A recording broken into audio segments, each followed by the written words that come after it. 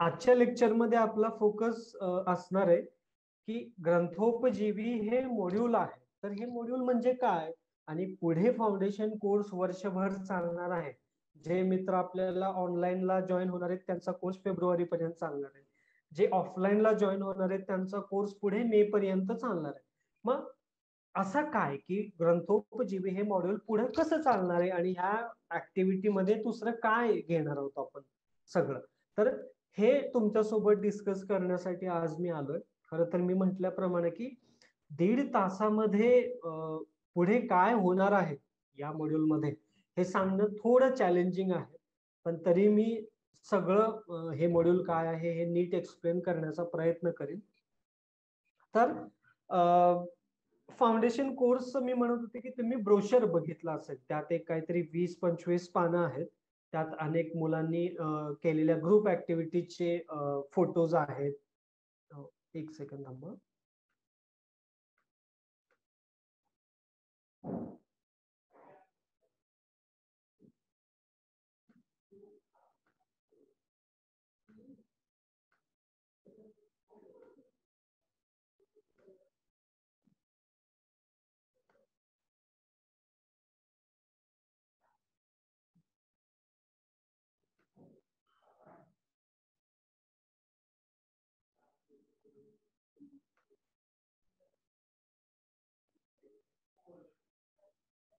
Okay. So या module मध्ये काय होणार आहे हे सांगत असताना फक्त तुम्ही जर चाणक्य मंडलचं ब्रोशर तुम्ही बघितलं असेल फाउंडेशन कोर्सचं ते थोडं डोळ्यासमोर आणा. तर त्यामध्ये मांडणी कशी केली हे तुमच्या डोळ्यासमोर यायला हवं. ते म्हणजे आपण हा कोर्स मॉड्यूल वाईज शिकवतो. म्हणजे प्रत्येक स्किल सेट आहे त्याला आपण मॉड्यूल हे नाव दिलंय. तर मग काय की त्यात नोट्स स्टडी स्किल्सचं मॉड्यूल आहे. स्टडी स्किल मध्ये काय येतं की एखादी गोष्ट नवी कशी शिकायची. त्यानंतर एक सिद्धार्थ सर लेक्चर घेतात त्यावरती की लाईफ लॉंग लर्नर आपल्यामध्ये सतत आयुष्यभर शिक्षण घेण्यासाठीची मनोवृत्तीची प्रवृत्ती असते ती डेव्हलप होण्यासाठी काय करायचं असतं. म्हणजे शिक्षण ही एक अशी गोष्ट नाहीये की तुम्ही 10वी पर्यंत शिक्षण पूर्ण करता, 11वी-12वी करता, त्यानंतर ग्रॅज्युएशन करता, ग्रॅज्युएशन नंतर कोणी पोस्ट ग्रॅज्युएशन कडे जातं किंवा कोणी जॉब करतं आणि पुढे जॉब करतं, नोकरी करतं, एक नोकरी सोडली की परत दुसरी नोकरी वगैरे अशा गोष्टी. तर एका पॉइंटला आयुष्याच्या शिक्षण संपत नाही. तर शिक्षण काहीतरी शिकत राहणं या अर्थानं ते पुढे आयुष्यभर चालू राहतं. तर स्टडी स्किल्सचं जर मॉड्यूल असेल तर त्यात मग नोट्स कशा काढायच्या, आपल्या अभ्यासाचं वेळापत्रक तयार कसं करायचं, नोट्स मेकिंग आणि नोट्स टेकिंग म्हणजे नोट्स कशा काढायच्या आणि नोट्स कशा लिहून घ्यायच्या. सपोज एखादा पुढे वक्ता बोलतोय आणि तो जे बोलतोय ते आपल्याला नोट डाऊन करत जायचंय. तर हे करण्याचं स्किल, त्यानंतर अभ्यासाचं वेळापत्रक करणं, अशा अनेक म्हणजे एक मॉड्यूल त्याला नाव स्टडी स्किल्स. त्याच्या अंतर्गत वेगवेगळी कौशल्य आपण शिकवतो. पुढचा मॉड्यूल घ्या रायटिंग स्किल.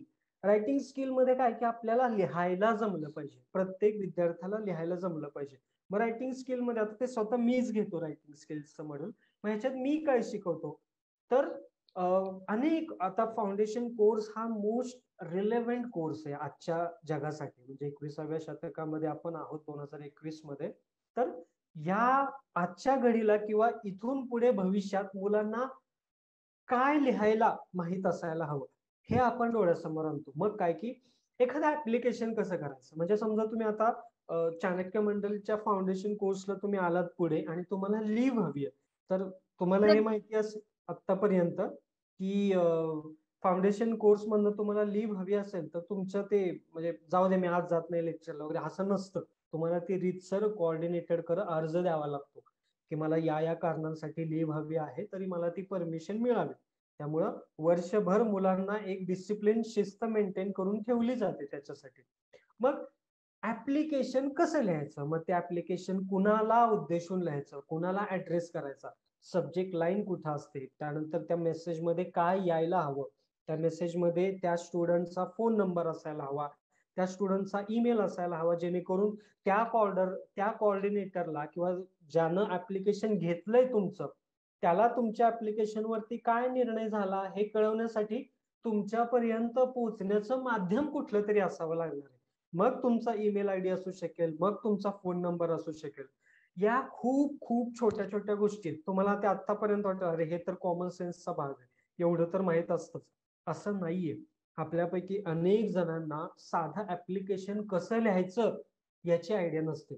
आतापर्यंत ईमेल पुढचं एक अजून एक शिकवतो आपण रायटिंग स्किल मध्ये. ईमेल कसा लिहायचा, सीसी म्हणजे काय, बीसीसी म्हणजे काय, किंवा सगळ्यांना ईमेल ब्रॉडकास्ट कसा करायचा असतो, त्यानंतर सब्जेक्ट लाईन मध्ये सब्जेक्ट कसा मेन्शन करायचा असतो, तुम्ही रिस्पेक्टेड लिहायचं का डिअर लिहायचं का अजून काहीतरी वेगवेगळे मायने असतात तर ह्याच्यामध्ये ते लिहायचं. तुमच्या ईमेल मध्ये बॉडी टेक्स्ट मध्ये काय असायला हवं, तुम्ही ज्यावेळी फाईलची अटॅचमेंट करता ईमेलला एखादी फाईल, तर त्या फाईलचं नाव काय असायला हवं. अशा अनेक साध्या साध्या गोष्टी आहेत त्याची आपल्याला काळजी घ्यायची. त्यानंतर तुम्ही बाय डिफॉल्ट टेक्स्ट तुम्ही युअर सिन्सिअरली किंवा रिगार्ड्स वगैरे असतं, तुम्ही तुमचं नाव देता, फोन नंबर देता, त्यानंतर तुम्ही ज्या संस्थेत ज्या कॉलेजमध्ये शिकताय किंवा काम करताय त्या संस्थेचं त्या कॉलेजचं नाव येतं खाली. तर हे बेसिक बेसिक गोष्टी आहेत रायटिंग स्किल्सच्या. मग आपण रायटिंग स्किल्स मध्ये ईमेल लिहायला शिकवतो, आपण एखाद्या पुस्तकाचा रिव्ह्यू लिहायला शिकवतो. मी तर आता मुलांना, आता मी ग्रंथोपजीवीचा एक भाग म्हणून मी सांगेन पुढे की मी मुलांना सांगितले की त्यांनी जे पुस्तक वाचले त्या पुस्तकाचा त्यांनी रिव्ह्यू लिहायचा आणि तो रिव्ह्यू त्यांनी मला मेल करायचा. आता पुस्तकाचा रिव्ह्यू लिहित असताना हे पुस्तकाचा रिव्ह्यू कसा लिहायचा हे ऍक्शन मधून आपण शिकतो. म्हणजे असं नाही होत की मी आलो वर्गात तुम्हाला पोरांनो असं हे लिहून घ्या ते लिहून घ्या, बुक रिव्ह्यू लिहिताना हे करायचं असतं ते करायचं असतं, असं मी बडबड केली आणि निघून गेलो, असं नाहीये. आपण प्रत्येक स्किल मुलांना प्रॅक्टिकल मधून शिकवतो. म्हणून मी मुलांना सांगितले की 15 दिवसांचं टार्गेट ठरवायचं, 15 दिवसात एक पुस्तक लिहायचं, ते पुस्तक वाचून झाल्यानंतर त्या पुस्तकाचा रिव्ह्यू लिहायचा. तुम्ही टाईप करा, तुम्ही एका कागदावरती लिहा, त्या लिहिलेल्याची किंवा टाईप केलेल्याची फाईल असेल ती मला मेल करायची त्यांनी, आणि त्या मेलमध्ये त्यांनी जसं ईमेल कसा लिहायचा हे शिकवलेलं आहे ते सगळे नियम फॉलो करायचे आणि त्यानंतर त्यांनी तो मेल मला तपासण्यासाठी पाठवायचा. आता बुक रिव्ह्यू कसा लिहायचा याचं मी नुसतं नियम लिहून दिले असते, या उलट मी ज्यावेळी मुलांना ऍक्च्युअल पुस्तकाचा रिव्ह्यू लिहायला सांगतो त्यावेळी त्यांची अंडरस्टँडिंगची प्रोसेस अजून जास्ती समृद्ध व्हायला चालू होते. कारण की कुठलंही शिक्षण असं वेगळं राहता कामा नये त्याच्या प्रॅक्टिकल वापरापासून. म्हणजे त्यामुळे फाउंडेशन कोर्स मध्ये तुम्हाला जे जे शिकवलं जाईल त्याच्यासाठी वेगळं प्रात्यक्षिक करून घेतलं जाईल. पुढचा मी रायटिंग स्किल मध्ये शिकवतो समरी रायटिंग. एखाद्या लेखाचा एखाद्या व्हिडिओचा सारांश कसा लिहायचा.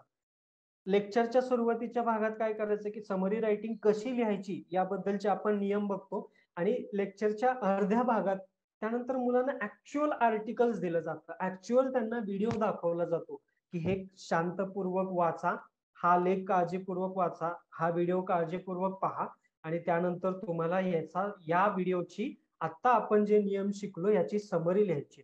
त्यामुळं आपण जे शिकतो ते आपल्याला अंमलात आणायचं आणि ते अंमलात आणल्यानंतर आपल्याला अनुभवातून शिक्षण आपण घेत असतो.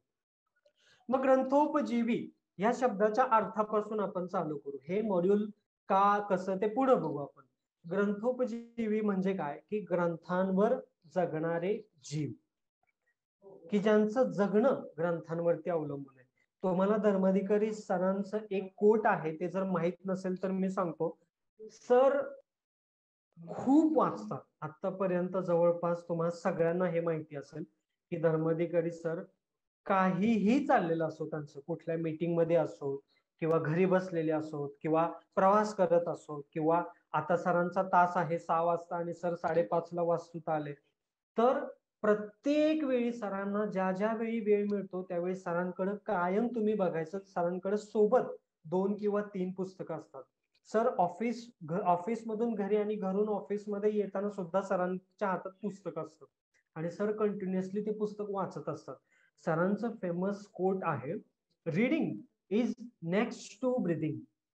माणसाचा श्वासोच्छवास जितका फ्रिक्वेंट आहे, जितका अनकॉन्शियस आहे, तुम्हाला कधी असं झालंय का रे आयुष्यात की तुम्ही श्वास घ्यायला विसरले, अरे असं आठवलंच नाही, असं म्हणजे तुम्ही काही एक मिनिट 1.5 मिनिट जरी नाक तोंड बंद केलं तरी आपल्याला कुदमरायला होतं आणि आपण जगू शकत नाही.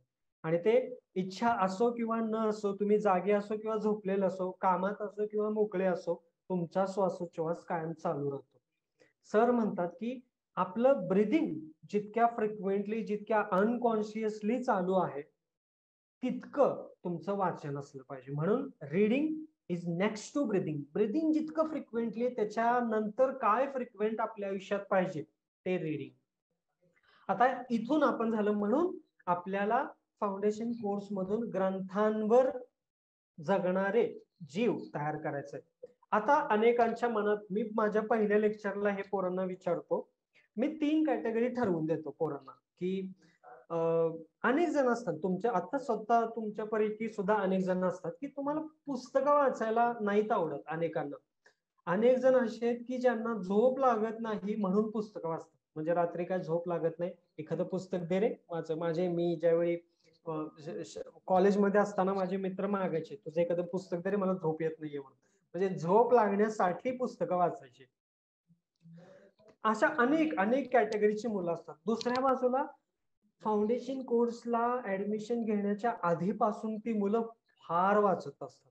मग त्यांना शिक्षकांनी सवय लावलेली असते, घरी आई वडिलांनी सवय लावलेली असते, किंवा त्यांना त्यांच्या आयुष्यात बरोबर काहीतरी म्हणजे पुस्तकाच्या सानिध्यात कायम राहिलेले असतात. त्यामुळे त्यांना ऑटोमॅटिकली पुस्तकं वाचण्याची सवय जडलेली असते.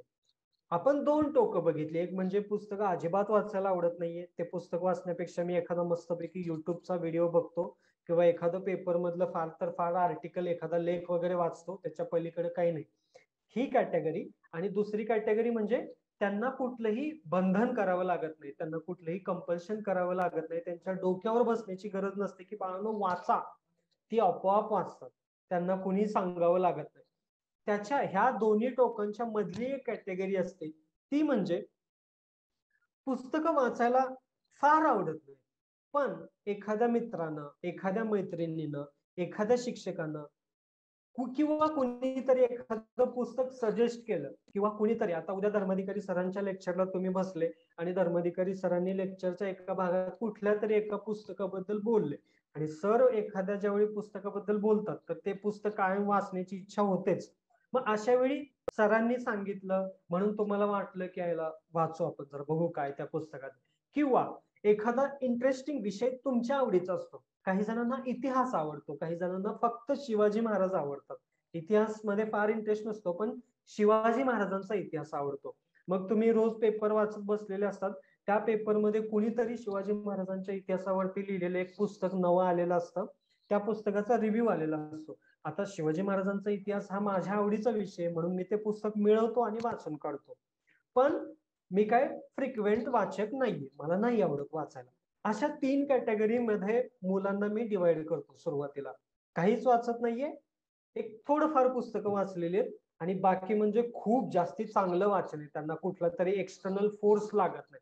अशा 3 कॅटेगरीमध्ये मला मुलांना, आता जे 44 लोक आपल्या माझ्या या सत्राला आहेत, मला तुम्हाला प्रश्न विचारायचा, तुम्ही कुठल्या कॅटेगरीमध्ये येता असं तुम्हाला वाटतं? मग आपण हॅलो समजा हॅलो एक सर. एक एक सेकंड, मी पहिल्यांदा कॅटेगरी डिफाईन करतो, 1 2 3 अशा. पहिली कॅटेगरी म्हणजे तुम्हाला पुस्तक वाचायला अजिबात आवडत नाही, ती पहिली कॅटेगरी. दुसरी कॅटेगरी म्हणजे कधीतरी रेअरली पुस्तकं वाचतो, एखादं रिकमेंडेशन आलं किंवा यानं अरे खूप चांगलं पुस्तक, युval नोआ हरारी नावाचा लेखक आहे, तर खूप फार चांगलं पुस्तक आहे आणि ते वाचलं पाहिजे असं म्हटल्यानंतर मी वाचतो, अशी दुसरी कॅटेगरी.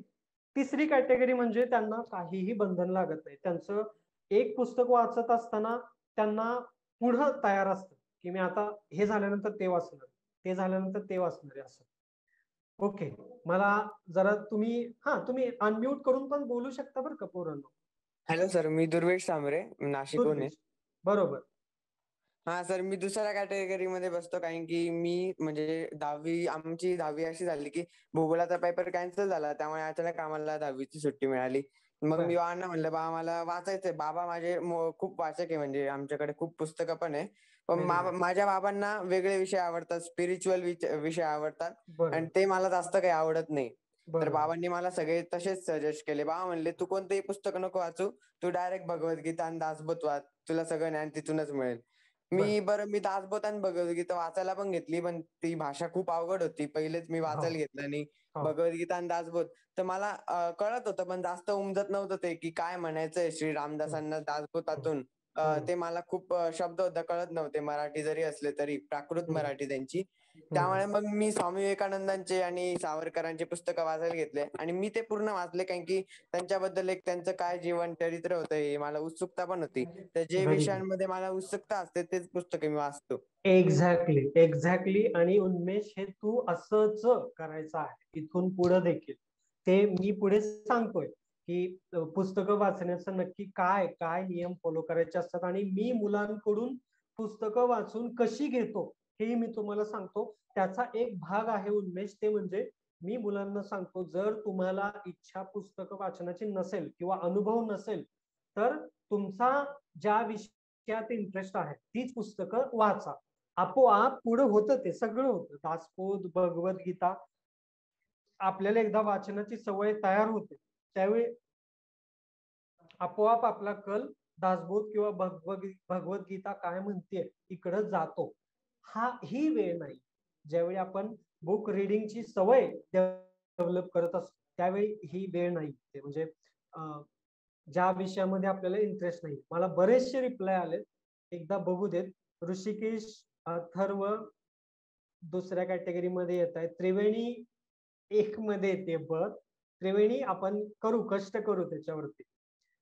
ओके, मानसी, अजून सृष्टी किंवा युवराज. ओके, हे दुसऱ्या कॅटेगरी. वेदांक हा पहिल्या कॅटेगरीत. Aniket third category. अनिकेत काय वाचतोय रिसेंटली?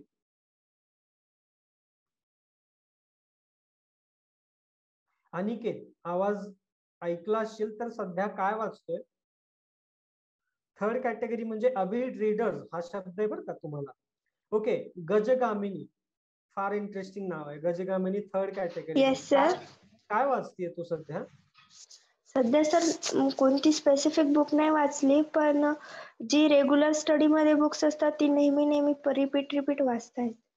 बर, नाही ना, मग आपलं वाचन हे अभ्यास पुस्तकांपर्यंत मर्यादित नकोय, आपल्याला त्याच्या पुढे पण वाचायचं. पुढे चंद्रलेखा. चंद्रलेखा थर्ड कॅटेगरी मध्ये म्हणते. चंद्रलेखा काय वाचतेय सध्या?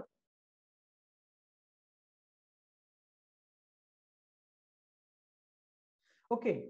आम्ही पुस्तक, मराठी पुस्तके पण बहुतेक ऐतिहासिक किंवा विनोदी, मात्र जेव्हा मिळतील तशी तेव्हा वाचतो. Very good. येऊ आपण तिकडं. 1 आणि 2.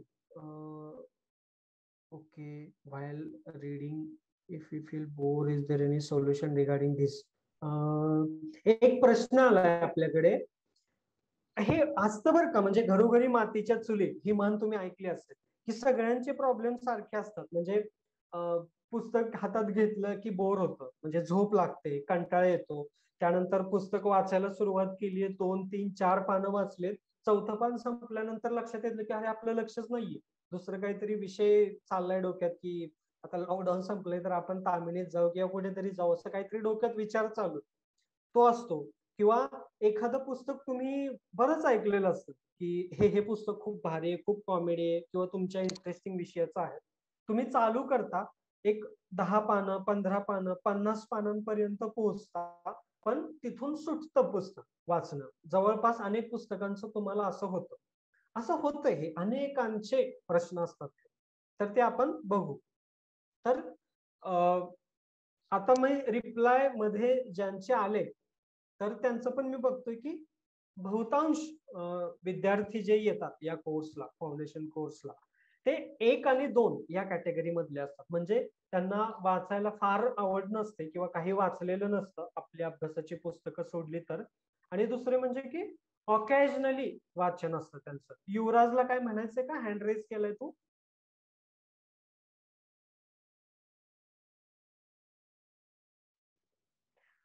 ओके.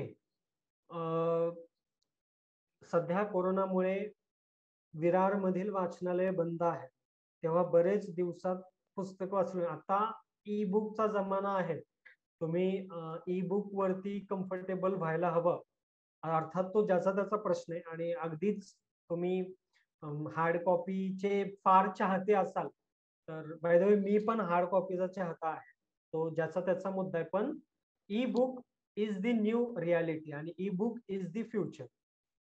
जसे जशी आपण टेक्नॉलॉजी पुढे वगैरे जाते त्यानंतर बघतोय, त्यामुळं आपण पूर्ण अनभिज्ञ आहोत ई बुकशी, म्हणजे पीडीएफ म्हणा, ई पब म्हणा, ह्याच्याशी असं असायला नको. ऍटलिस्ट आपल्याला ते माहित तरी असायला हवं की कुठलं ऍप आहे, त्या पुस्तक वाचण्याचा अनुभव काय आहे. ठीक आहे, टेक्नॉलॉजी मध्ये जशी बदलते तसं प्रत्येकावरती प्रत्येकाचा अनुभव आपल्याला असला पाहिजे.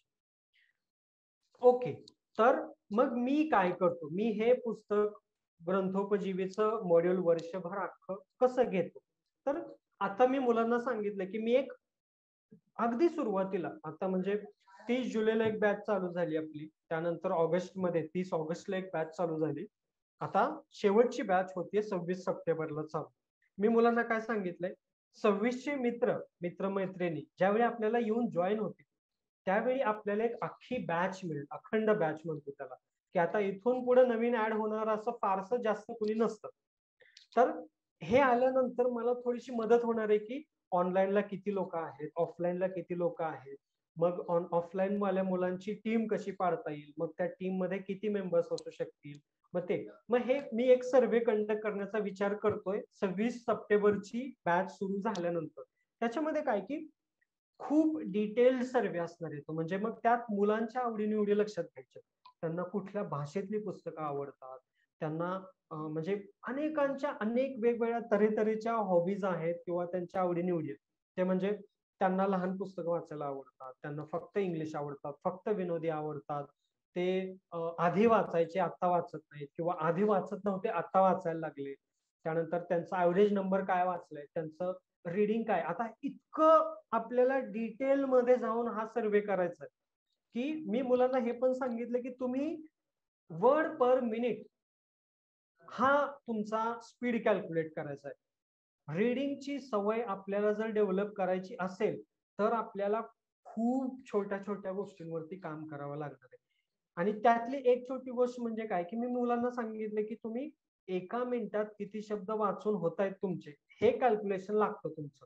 आणि जेणेकरून मग तुमचं ते स्पीड, एकदा इनिशियल तुमचं स्पीड काय हे ज्यावेळी तुम्ही कॅल्क्युलेट करता त्यानंतर तुम्हाला माझं रीडिंग स्पीड वाढण्यासाठी काय काय करता येईल याचे जाणून बुजून एक्सपेरिमेंट करायचे असतात, प्रयोग करायचे असतात. तर मग त्याच्यासाठी काय, एक तुम्हाला मी ट्रिक सांगून जातो. ज्यावेळी तुम्ही रीडिंग स्पीड वाढवत असता त्यावेळी तुमच्या नजरेच्या टप्प्यात पुस्तकाच्या पानावरचे किमान 3 ते 5 शब्द असे आले पाहिजे. आता हे तुम्ही हे लेक्चर संपल्यानंतर एखादं पुस्तक जवळ डोळ्यासमोर ठेवून बघा आणि एकत्र 3 शब्दांकडे बघायला प्रयत्न करायचा. एक म्हणजे मधल्या शब्दाकडे नजर असणार, इकडचा आणि इकडचा शब्द त्याच्यावर तिरकी नजर टाकत तुम्हाला तो वाचण्याची सवय लागली पाहिजे. ह्यामुळे होतं काय, रीडिंग स्पीड कमी का होतो, तुम्ही वाचताना प्रत्येक शब्दाकडे नजर देत वाचता. या उलट तुम्हाला काय करायचंय की तुम्हाला एका शब्दसंग्रहाकडे लक्ष द्यायचंय, अ सेट ऑफ वर्ड्स. मग ते काय की सेट ऑफ वर्ड, 3 शब्द वाचले, नजर फिरवली, 3 शब्द, नजर फिरवले, 3 शब्द. त्यामुळे तुम्ही प्रत्येक शब्दाला जी नजर फिरवत होतात त्यामुळे आता तुमचा वेळ वाचणार आहे, ज्यावेळी तुम्ही एका शब्दसंग्रहाला तुम्ही तुमचं कॉन्सन्ट्रेशन देणार आहे. बऱ्याचदा सुरुवातीला हा एक्सरसाइज करत असताना आपण त्या प्रॅक्टिसच्या नादात त्या वाक्याच्या अर्थाकडे आपलं दुर्लक्ष होत. काहीही काळजी करायची गरज नाही, आपण सध्या एक्सपेरिमेंट स्टेजला आहोत, आपल्याला तो एक्सपेरिमेंट कंटिन्यू ठेवायचा आहे, पुढे रीडिंग आपोआप वाढत. ठीक आहे, मला अजून कमेंट्स बघू देत.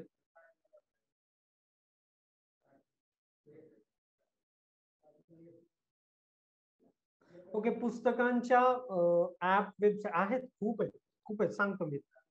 Average speed of reading of human, अरे असं काही नसतं रे. ह्युमन म्हणजे कोण, आपण स्वतः वाचायचं ना, आपण स्वतः ठरवायचं. तरी 80 वर्ड्स पर मिनिट हे एक ऍव्हरेज मानलं जातं. 80च्या पुढं असणारे फार लोक आहेत 80. पण ऍटलिस्ट कसं आहे ना, एका सेकंदाला एक शब्द तरी आपला वाचता असतो. एका सेकंदाला एक शब्द, जेणेकरून मग 60 शब्द एका मिनिटात तुमचं वाचून. पण 60 हे कमी झाला, म्हणजे सुरुवातीच्या काळात हे ठीक आहे, तुम्ही वाचनाची सवय जोपर्यंत डेव्हलप करताय तोपर्यंत, पण त्याच्या पुढे जाऊन आपल्याला ते रिडिंग स्पीड वाढवायचं. इथे आहे सर वाचायला फास्ट येतं वाचता, पण फास्ट वाचलेली नाही समजत. Very good. अरे बरोबर आहे, ते बेसिक आहे. ज्यावेळी तुम्ही एक सवय डेव्हलप करत असता, आता तुम्हाला रिडिंग स्पीड वाढवत असताना तुम्हाला लक्ष रिडिंग स्पीड कडे द्यायचंय. हळूहळू ज्यावेळी तुम्ही प्रॅक्टिस करता आणि ज्यावेळी तुम्हाला त्या नव्या स्पीडची सवय होते, त्यावेळी आपोआप तुम्ही काही कालांतरानं आपोआप त्या लक्षाकडे पण लक्ष द्यायला जात, म्हणजे अर्थाकडे वाचतोय त्याच्या अर्थाकडे पण आपलं लक्ष लागतं. सुरुवातीच्या काळात नाही होत, थोडासा त्रास होतो. सर माझा एक प्रॉब्लेम आहे हा की मला एकदा वाचल्यानंतर म्हणजे माझ्या वाचनाचा स्पीड फास्ट आहे, बर. बट एकदा वाचलं की नाही लक्षात राहत माझ्या. कोणतं पुस्तक असं सांगू शकते का, कुठलंही पुस्तक? सर अशी अवांतर जी पुस्तकं आहेत ना ती राहतात लक्षात, पण अभ्यासाबाबतीत. हे बघ, आता हे कसं आहे ना, एखाद्या गोष्टीचं माणसावरती ज्यावेळी कंपल्शन येतं त्यावेळी त्या कामाची क्वालिटी बिघडते. म्हणजे अकॅडमिक्स पुस्तक आपल्याला वाचायचे, ते वाक्य उत्तर पाठ करायचे, कारण की आपल्या परीक्षेत मार्क मिळणार आहेत, त्यावरून आपल्याला पुढचं ऍडमिशन ठरणार आहे. त्यामुळे न कळत आपल्याला इंटरेस्ट नसणारे विषय पण आपल्याला वाचावे लागतात. काय आता मग ती काळाची गरज आहे. प्रत्येक विषय एखादा फॅकल्टी शिकवतोय कसा ह्याच्यावरती पण डिपेंड असतं. बरेचदा स्वतः धर्माधिकारी सर म्हणतात की गणित हा विषय जर तुम्हाला आवडत नसेल तर ही चूक तुम्हाला गणित शिकवलेल्या सरांची किंवा मॅडमची किंवा कुणाची तरी शिकवणाऱ्या व्यक्तीची. त्यामुळे गणित हा विषय आता फाउंडेशन कोर्स मध्ये आपण शिकवतोय विद्यार्थ्यांना गणित, आणि तो गणित किंवा तो गणित विषय व्यावहारिक जीवनामध्ये अप्लाय कसं करणं, ह्यात जी दरी आहे ना, की आपण पुस्तकात शिकतो गणित आणि व्यवहार ज्ञान मध्ये जे गणित लागतं ती दरी आपण पुसून टाकतो, आणि तसाच आपण करिक्युलम डिझाईन केलाय फाउंडेशन कोर्सवर. येईल तुम्हाला ते शिकायला. एक गोष्ट म्हणजे वाचलेलं लक्षात राहण्यासाठी सगळ्यात बेसिक आणि महत्वाची गोष्ट म्हणजे आपल्याला इंटरेस्ट पाहिजे, त्या विषयामध्ये इंटरेस्ट लागतो. आणि तुम्ही अकॅडमिक पुस्तकांकडे नेहमीच नकारात्मकतेनं काही एखादी गोष्ट कंपल्शन केली आहे म्हणून बघायची गरज नाहीये. शेवटी ती पुस्तकच म्हणजे पुढे जाऊन आपल्याला चांगली मार्क देणार. तुम्ही तेवढ्या इंटरेस्टनं ज्यावेळी ती वाचायला जाता त्यावेळी मग पुढे मग ऑटोमॅटिकली तुम्हाला जास्ती मार्क मिळवण्यासाठी वेगळे कष्ट घ्यावे लागत, एवढं सांगायचं. म्हणजे लक्ष लागत नाही ह्याच्यासाठी मग लार्जर पॉइंट मी काय म्हणेन की थोडस मेडिटेशन करण्याची गरज आहे. म्हणजे ध्यान सरांच्या ह्याच्यामध्ये, आणि ध्यान म्हणजे काय, ब्रीथ इन ब्रीथ आउट आणि श्वासाकडे त्यावेळी लक्ष, एवढंच हे ध्यान म्हणजे.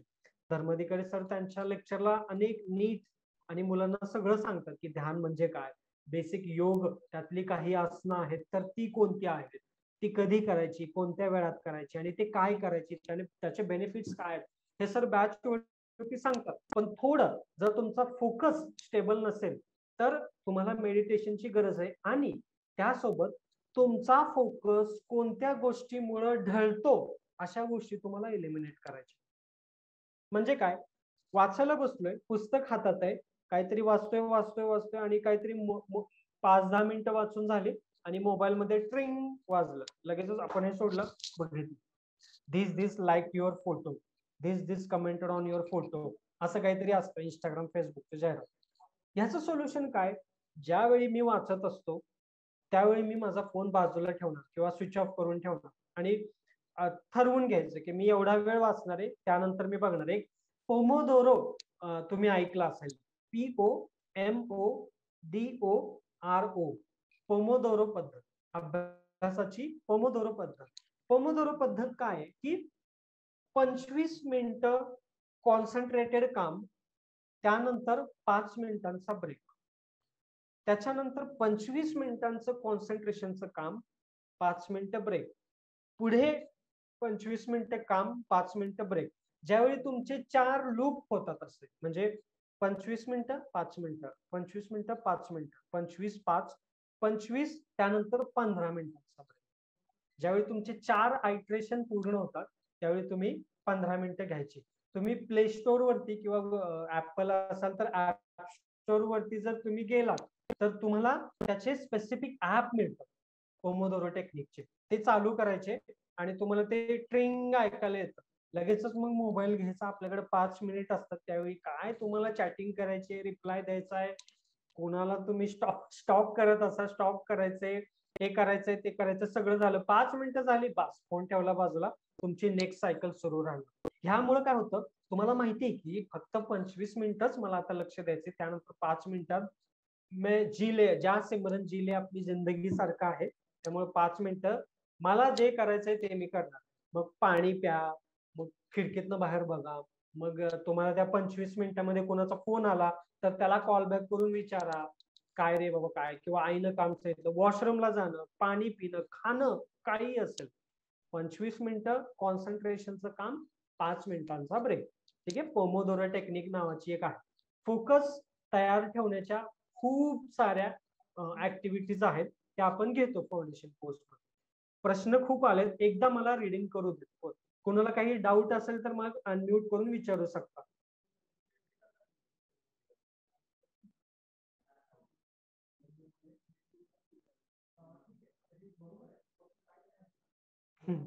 मित्रांचे फोन डिस्टर्ब करतात. एक चांगली गोष्ट आहे ते म्हणजे तुम्ही पॉप्युलर आहात आणि मित्रांमध्ये चाहते आहात, उगाच कोणी फोन नसतं करत. तर ते त्यावेळी मग ज्यावेळी वाचायला बसतो, आता पोरांनो तुम्हाला सांगू का, एक आता मी सांगतोय ॲटॉमिक रीडिंग, सॉरी काय बोलतो, ॲटॉमिक हॅबिट हे पुस्तक आहे. त्या पुस्तकाचा लेखक आहे जेम्स क्लिअर. ॲटॉमिक हॅबिटचं स्पेलिंग काय, ATOMIC आणि HABIT, habit, atomic habit. James clear. तुम्हाला जर नोट डाऊन कोणी तुम्ही करून घेत असाल तर परंतु ते पुस्तक वाचा.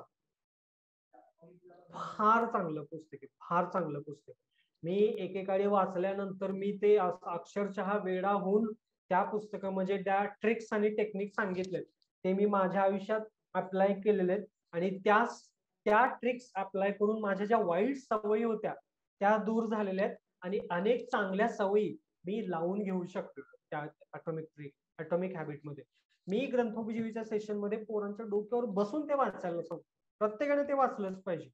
त्यानंतर मग पोरांना त्याच्या ट्रिक्स लक्षात येतात की पुस्तक वाचनाची सवय किंवा कुठलीही सवय, तुम्हाला एखादी सवय लावून घ्यायची ना, त्याच्यासाठी काय सवय काही असू शकते. सकाळी लवकर उठवण्याची सवय असू शकेल, जिमला जाण्याची सवय असू शकेल, दिवसातून 1 तास वाचन करण्याची सवय असू शकेल, किंवा रोज आईला किंवा वडिलांना, तुम्ही जर घरापासून लांब राहत असाल तर रोज घरच्यांना फोन लावण्याची सवय असू शकते. काहीही सवय असू शकते.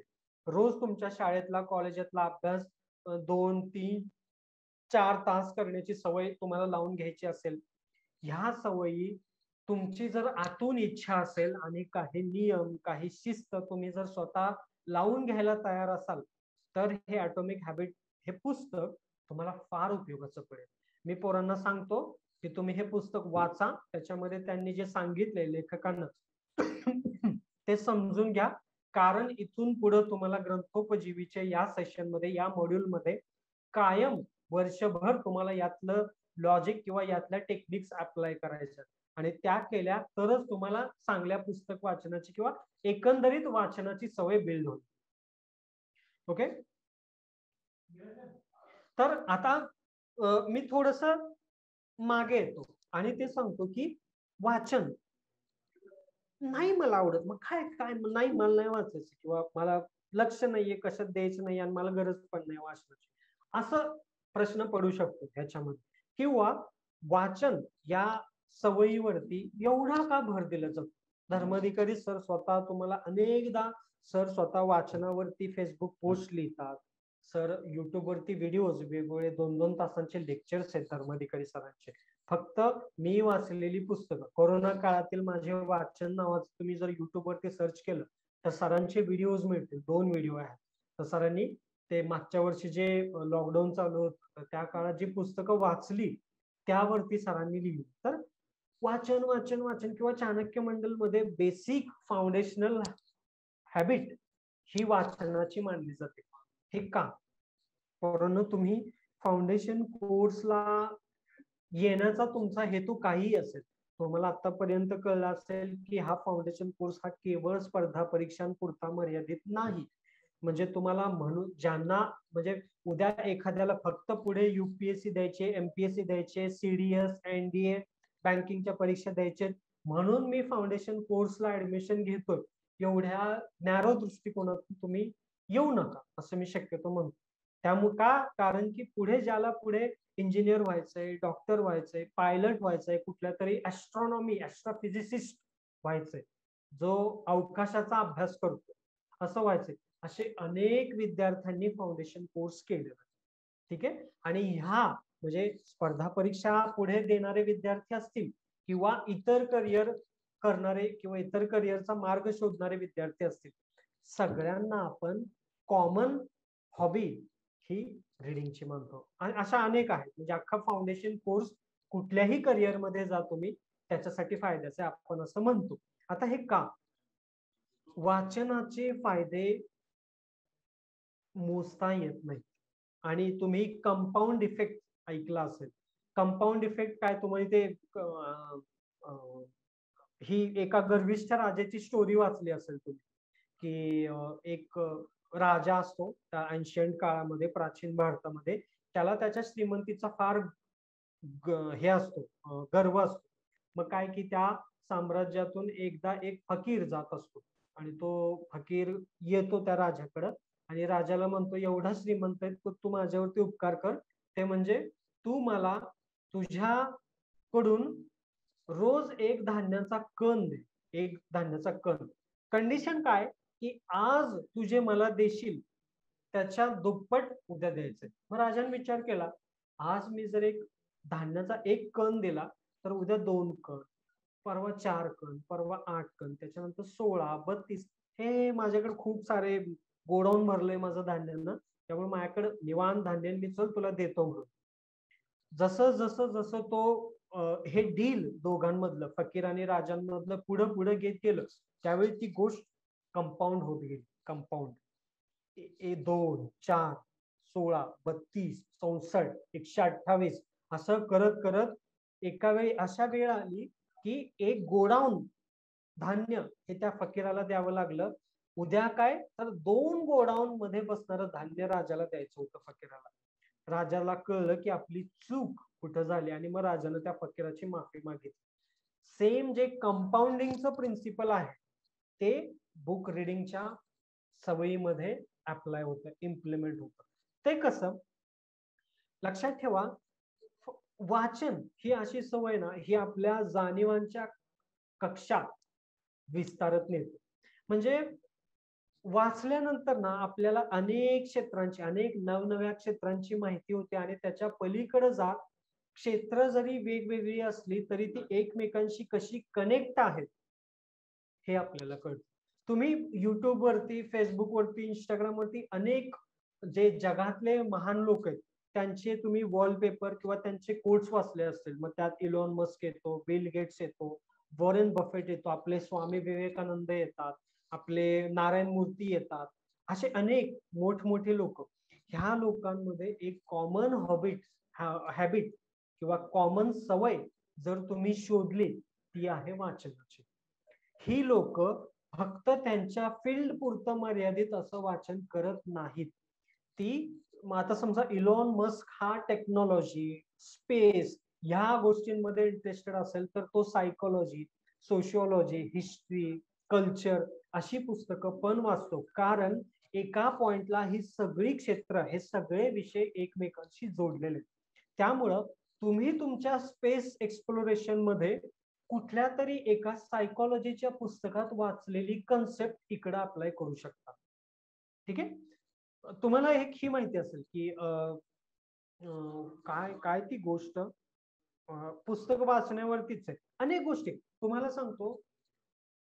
तुम्ही पुढे जर समजा स्पर्धा परीक्षा द्यायची आहे, युपीएससी द्यायचे, एमपीएससी द्यायचे, त्याच्या पुढे माझे अनेक ओळखीचे मित्रमैत्रिणी आहेत की जे परीक्षा देऊन सिलेक्ट झाले आणि पुढे ते सेवेत रुजू झाले.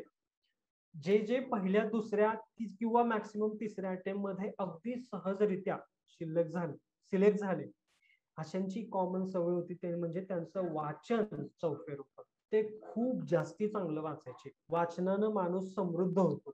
आता थोडं तुमचं स्वार्थाबद्दल बोलायचं झालं तर ज्यावेळी तुम्हाला वाचनाची सवय असते त्यावेळी पुढे जाऊन तुम्हाला युपीएससी एमपीएससी किंवा कुठलंही करिअर करताना तुम्हाला खूप सारं वाचायचंय. तुम्हाला इतिहास वाचायचा आहे, भूगोल वाचायचा आहे, अर्थशास्त्र, पर्यावरण, काय अजून कल्चर वाचायचंय, सायन्स अँड टेक्नॉलॉजी वाचायचंय, केमिस्ट्री, फिजिक्स, अनेक गोष्टींवरती तुम्हाला पकड मिळवायची आहे किंवा त्या विषयांमधलं एक बेसिक ज्ञान तरी तुमच्याकडे असणं अपेक्षित आहे.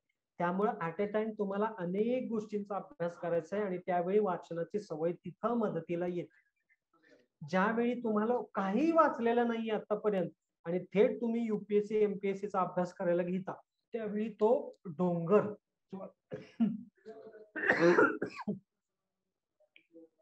तो अभ्यास आहे आणि तेवढं ज्या क्वांटिटी मध्ये वाचन करायचंय त्याचा आपल्याला कुठेतरी बर्डन आहे. त्यामुळं वाचनाची सवय आधीपासून डेव्हलप होत जाणं हे फार महत्वाचं. आणि वाचनाची सवय ज्या व्यक्तीकडे असते त्या व्यक्तीकडे न कळत चांगले संस्कार होत जातात. तुम्ही बघा कथा कादंबरी वाचल्यानंतर माणूस एक एक सत्सद विवेक बुद्धी त्याच्यात जागृत होते. या सगळ्या गोष्टी अजून काय तुम्हाला फायनान्स पुढे इन्व्हेस्टिंग मध्ये आता तुम्ही बघितलं असेल फाउंडेशन कोर्स मध्ये आपण फायनान्शियल लिटरसी नावाचा एक मॉड्यूल बदलत्या काळानुसार ऍड केले. यावर्षी आपण त्या फाउंडेशन लिटरसीचे अनेक लेक्चर्स घेणार. ते म्हणजे काय असं म्हटलं जातं की मराठी माणूस हा फायनान्सेसच्या बाबतीत पुढे ते मॅनेज करणं म्हणजे मी पेमेंट करणं, मग आलेला पैसा कुठे गुंतवणं, मग घर, गाडी, बंगला, बायको, चाकर, नोकर चाकर ह्या सगळ्या गोष्टी आल्या, मग तुमची मुलं आली, मग मुलांचं शिक्षण आलं, आई वडिलांचं वय जसं वाढेल तसं मग मेडिकल खर्च आला. त्यानंतर हे सगळं करत असताना तुम्हाला तुमची स्वप्न आयुष्यात पूर्ण करायचे आणि ती केल्यानंतर तुम्हाला पुढे तुमची मुलं मोठी होतील, त्यांच्या शिक्षणाचा खर्च, करिअरचा, मी तुम्हाला डिप्रेस करत नाहीये, पण त्यानंतर तुम्ही एका ऍट वन पॉइंट तुम्ही रिटायर होणार आहात आणि त्यानंतर तुम्हाला मग नंतर पुढचं आयुष्य एक आर्थिक सुबत्तेत किंवा सुखात आर्थिक बाजू स्ट्रॉंग असलेली तुम्हाला घालवायचं. ह्याच्यामध्ये फायनान्शियल लिटरसी ह्या मॉड्यूलचं फार जास्त महत्व आहे. मग तुम्ही तुमच्या जवळ असलेला मनी मॅनेज कसा करायचा, मग इन्फ्लेशन काय, मग स्टॉक मार्केट काय, मग शेअर मार्केट काय, मग ते एफडी म्हणजे काय, पैसे कुठे गुंतवायचे, कंपाऊंड इंटरेस्ट म्हणजे काय, सिंपल इंटरेस्ट म्हणजे काय, ज्यावेळी मग हे फायनान्शियलच्या टर्म. त्यामुळं हे जे फायनान्शियल लिटरसी असते ना हे डेव्हलप करण्याचा आपण प्लॅन करतो. आता हे कसं ग्रंथोपजीवीशी निगडीत आहे तर आता मी सध्या एक कॉफी कॅन इन्व्हेस्टिंग या नावाचं पुस्तक वाचतोय. हे सगळं वेल्थ मॅनेजमेंट वरतीच आहे. आयुष्यभरामध्ये तुम्ही पैसे येतात तुमच्याकडे, कुठे गुंतवणूक करता आणि मग तुम्ही पुढे काय करायचं असं ते वाचायचं असेल तर वाचा. कॉफी कॅन इन्व्हेस्टिंग असं नाव आहे त्या पुस्तकाचं. वाचनातून आता मला हे कळलं, अरे हा ही गोष्ट बरोबर आहे, पुढे मला रिटायरमेंट नंतर एवढा पैसा पाहिजे किंवा इंटरेस्ट रेट इन्फ्लेशन पेक्षा जास्ती पाहिजे असेल तर नीट पैसा जिथं सेफ राहील असा कुठं गुंतवला पाहिजे, मग पैसा गुंतवताना कोणत्या गोष्टी लक्षात घ्यायच्या, अशा अनेक गोष्टी माणूस समृद्ध होत जातो वाचनात. आणि जितकं वाचन आपलं चौफेर असेल तितकं जास्ती आपल्याला नॉलेज मिळत जातं. ठीक आहे. अनेक साऱ्या गोष्टी आपल्याला एकदा वाचल्यानंतर तुम्ही चांगले लिहायला आपोआप लागतात, चांगले लेखक तुम्ही आपोआप बनता, त्याच्यासाठी कुठलीही कष्ट घ्यायची गरज नसतात. त्यानंतर भाषेवरती प्रभुत्व येतं. मराठी तुमची चांगली होते, तुमची इंग्रजी चांगली होते, तुमचं व्याकरण नीट होतं, तुमचा शब्दसंग्रह म्हणजे व्होकॅब्युलरी वाढते, ह्या सगळ्या गोष्टी येतील. त्या अनेक अनेक अनेक आहेत फाउंडेशन कोर्स मध्ये पुस्तकं वाचनाच्या सवयी. त्यामुळं बुक रिडिंगची हॉबी ही ना एक फाउंडेशन मध्ये असते की हिच्यावरती अनेक गोष्टी पुढे उभ्या राहतात आणि ती मग इमारत पक्की होते. मग ज्यावेळी तुम्ही असे पुस्तकासारखे हवराटासारखे खायला जाता त्यावेळी मग त्यातनं ते तुम्ही जे एकदा सोसाईट सुटता ते मग त्यावेळी तुम्हाला स्टॉप थांबवणारा असं कोणी नसतं. एकदा मी कमेंट कडे जातो पुन्हा एकदा, बराच वेळ झाला बघितलं नाही. ऑफलाईन क्लास लावल्यावर कॉलेज कसं करावं? चाणक्य मंडलचा कोणताही कोर्स कॉलेजच्या वेळेशी कॉन्फ्लिक्ट मध्ये नाही. शुक्रवार, शनिवार, रविवार, शुक्रवारी शनिवारी 4 ते 5:30 आणि रविवारी 9 ते 1 पर्यंत वगैरे टाइम टेबल आहे तुमचं. या वेळामध्ये कुठलंही कॉलेज नसतं. त्यामुळं कॉलेजचं टायमिंग क्लासला कॉन्फ्लिक्ट या दोन्हींचा होत नाही. सर एक शंका आहे. एक सेकंड थांबा, मी जरा वाचतोय आधी मराठी मधले कोणते. ज्योती, आता पुस्तकांची नावं तू जर ज्योत्स्ना, पुस्तकांची नावं अशी एक एक मला सांगता नाही येणार. खूप सारे पुस्तक, आता मराठी मधली, इंग्लिश मधली एखादी पुस्तकं लिस्ट कोणती द्याल, रेकमेंड कराल असं जर असेल तर खूप सांगण्यासारखे. आणि मी स्वतः, मी आणि पूर्वल पाटील म्हणून आपला अजून एक फॅकल्टी आहे, त्यांनी चाणक्य मंडलच्या युट्यूब चॅनलवरती ऑलरेडी लाईव्ह लेक्चर्स घेतलेले, त्यात अनेक पुस्तकांची उदाहरणं दिलेली. त्यामुळे तुम्ही ते व्हिडिओ बघा, तुम्हाला मिळतील अनेक सजेशन्स आहेत त्या पुस्तकात. मुंबईमध्ये ऑफलाईन कोर्स होणार आहे का? आता मुंबईमध्ये ज्यावेळी लॉकडाऊन संपेल त्यावेळी आपण ऑफलाईन कोर्स नक्की घेणार. आणि आता असं दिसतंय की बऱ्यापैकी आपण 70-75 कोटींचं वॅक्सिनेशन पूर्ण करत आलेलो आहोत. बऱ्याच अंशी अनेकांनी वॅक्सिन घेतलेलं आहे. त्यामुळे हे लॉकडाऊन उठायच्या पॉसिबिलिटीज आता वाढलेल्या. त्यामुळे ऑफलाईन कोर्स ज्यावेळी उठेल, सॉरी लॉकडाऊन उठेल त्यावेळी आपण नक्की ऑफलाईन कोर्स चालू करणार. आणि तर मग ऑफलाईन कोर्स चालू झाल्यानंतर वगैरे बघतो, असं करू नका. 30 जुलै पासून अनेक आपले असे विद्यार्थी आहेत की जे मुंबईमध्ये राहत आहेत, की ज्यांना मुळात कोर्स करायचा होता ऑफलाईन, पण त्यांनी तोपर्यंत ऑनलाईनला ऍडमिशन घेतले आणि एकदा चालू झाल्यानंतर ऑफलाईन मध्ये कन्वर्ट करणार आहेत त्यांचं ऍडमिशन. त्यामुळं लॉकडाऊन ऑफलाईन सुरू होईल का याची वाट बघत बसू नका. तुमच्या ऍक्टिव्हिटीज मिस होणार नाहीत ज्या ऑफलाईन मध्ये होतात, त्याची काळजी आम्ही नक्की घेऊ. फक्त ऑफलाईनची वाट बघू नका. त्या मुलांनी चालू केलंय, आपण पण चालू करायचा अभ्यास. महाविद्यालय सुरू असताना दिवसातनं किती तास? आता हे बघा, हे प्रत्येकाच्या मोजमापावरती डिपेंड. तुम्ही वाचन करत असताना तुमचं अकॅडमिक्स आणि तुमच्या वाचनाची सवय हे दोन्ही गोष्टी ऍट अ टाइम करू शकता. आणि तुम्ही जर असेल ना तुमचं की मला वेळ नाहीये किंवा माझ्याकडे वेळच पुरत नाही, घरची कामं असतात, कॉलेजची कामं असतात, तर मी तरी म्हणेन तुम्ही ते ऑटोमिक हॅबिट हे पुस्तक वाचा. सगळ्यांना 24 तासांचाच वेळ आहे, त्यात आपण कसा युटिलाइज करतो हे जास्ती मॅटर करतं. त्यामुळं मी कायम मुलांना सांगतो की तुम्ही दिवसातला वेळ असा तास, 2 तास, 3 तास, 4 तास असा सलग वाया घालवत नसता. आपण चंक मध्ये वेळ वाया घालवतो. जे काम करायला आपल्याला 10 मिनिटं लागणार होती ते काम आपण अर्धा तास लावतो ते काम करण्यासाठी. मग ते टंगळ मंगळ करतो किंवा 2 कामांमध्ये आपण निवांत टाइमपास करतो. काहीतरी टीव्हीच लावली, काहीतरी मोबाईल मध्ये एखाद्या शब्दाचा अर्थ बघायला डिक्शनरी ओपन केली, त्यानंतर इंस्टाग्राम ओपन झालं, फेसबुक ओपन झालं, व्हॉट्सअप ओपन झालं, असं करतो. त्यामुळे ठीक आहे ना की आपण वेळ वाया घालवतो हा चंक मध्ये. ह्याच्या सायंटिफिक टेक्निक आहेत, काय काय करता येऊ शकतं. ते पुस्तक पण वाचा आणि पुढे फाउंडेशन कोर्सला आल्यानंतर मी अशी बारीक बारीक तुमच्यावरती काम करतो. म्हणजे अगदी छोटी सवय, अगदी ही कशी करायची, मग मी मुलांना अगदी टास्क देतो. मी मुलांना सांगतो की जर तुम्हाला हवंय ना, मी तुमच्या डोक्यावर बसलेलो, मला फक्त सांगा, मी तुमच्या डोक्यावर बसायला तयार. फक्त डोक्यावर बसणं, आता अर्थात हा वाक्प्रचार आहे, हे माहितीये की कंपल्शन करणं एखाद्या गोष्टीचं हे फार सस्टेनेबल नसतं, एखाद्या गोष्टीचं कंपल्शन करणं. पण मुलांना म्हणतो की तुम्हाला जर कंपल्शनच हवं असेल तर मला सांगा, मी बरोबर करतो. पण अनेक जण असे आहेत की जे करतात स्वतः, म्हणजे एकदा सांगितलं की मुलांना असं असं करा तर ते रिलिजियसली करतात. त्यामुळं किती वाचन करावं याची क्वांटिटी अशी काही सांगता येणार नाही. आपला अभ्यास नीट मॅनेज करत जेवढा वेळ काढता येऊ शकेल तेवढा वेळ काढायचा. आणि तुम्हाला सलग तास, 1.5 तास, 2 तास वाचनासाठी काढता येणं शक्य नाहीये. काय करायचं, बॅग ठेवायची कायम. तुम्ही कुठेही जात असाल, कॉलेजमध्ये गेला, थोडा अर्धा तास आधी गेला लेक्चर सुरू व्हायच्या आधी, किंवा बस स्टॉप वरती थांबलाय, बसमध्ये थांबलाय, असं काहीतरी असेल त्यावेळी बॅग कायम तुमची सॅक असते, बॅकपॅक काहीतरी असते, किमान त्यात 2 छोटी छोटी पुस्तकं टाकायची. ज्यावेळी असा 15 मिनिटांचा, 10 मिनिटांचा, 20 मिनिटांचा वेळ मिळेल ना, पटकन ते पुस्तक काढायचं आणि आपण जिथं पॉज केलेलं तिथून रिझ्यूम करायला चालू करायचं. हे असंच होतं बरं का परंतु, की चंक मध्ये आपण वेळ वाया घालवतो, आपण सलग वेळ फार कमी वेळा वाया घालवतो. त्यामुळे असे चंक भरून काढण्याच्या अनेक टेक्निक्स आहेत. त्यातले एक टेक्निक म्हणजे कायम आपण जी पुस्तकं वाचतोय ते आपल्या सोबत असतं. ठीक आहे. धर्माधिकारी सरांचं मी तुम्हाला सांगतो की सरांचं काही वेळा लोकेशन वाईज पुस्तक ठरलेलं असतं. म्हणजे सर हे लॉकडाऊन सुरू व्हायच्या आधी मुंबईला जाताना, मुंबईला पुण्यातून 3-3.5-4 तास वगैरे लागतात. मग सरांचं ठरलेलं असतं की मी ट्रॅव्हल करत असताना वाचायचं हे पुस्तक. मग सर ते अनेकदा गाडीतच ठेवतात ते पुस्तक.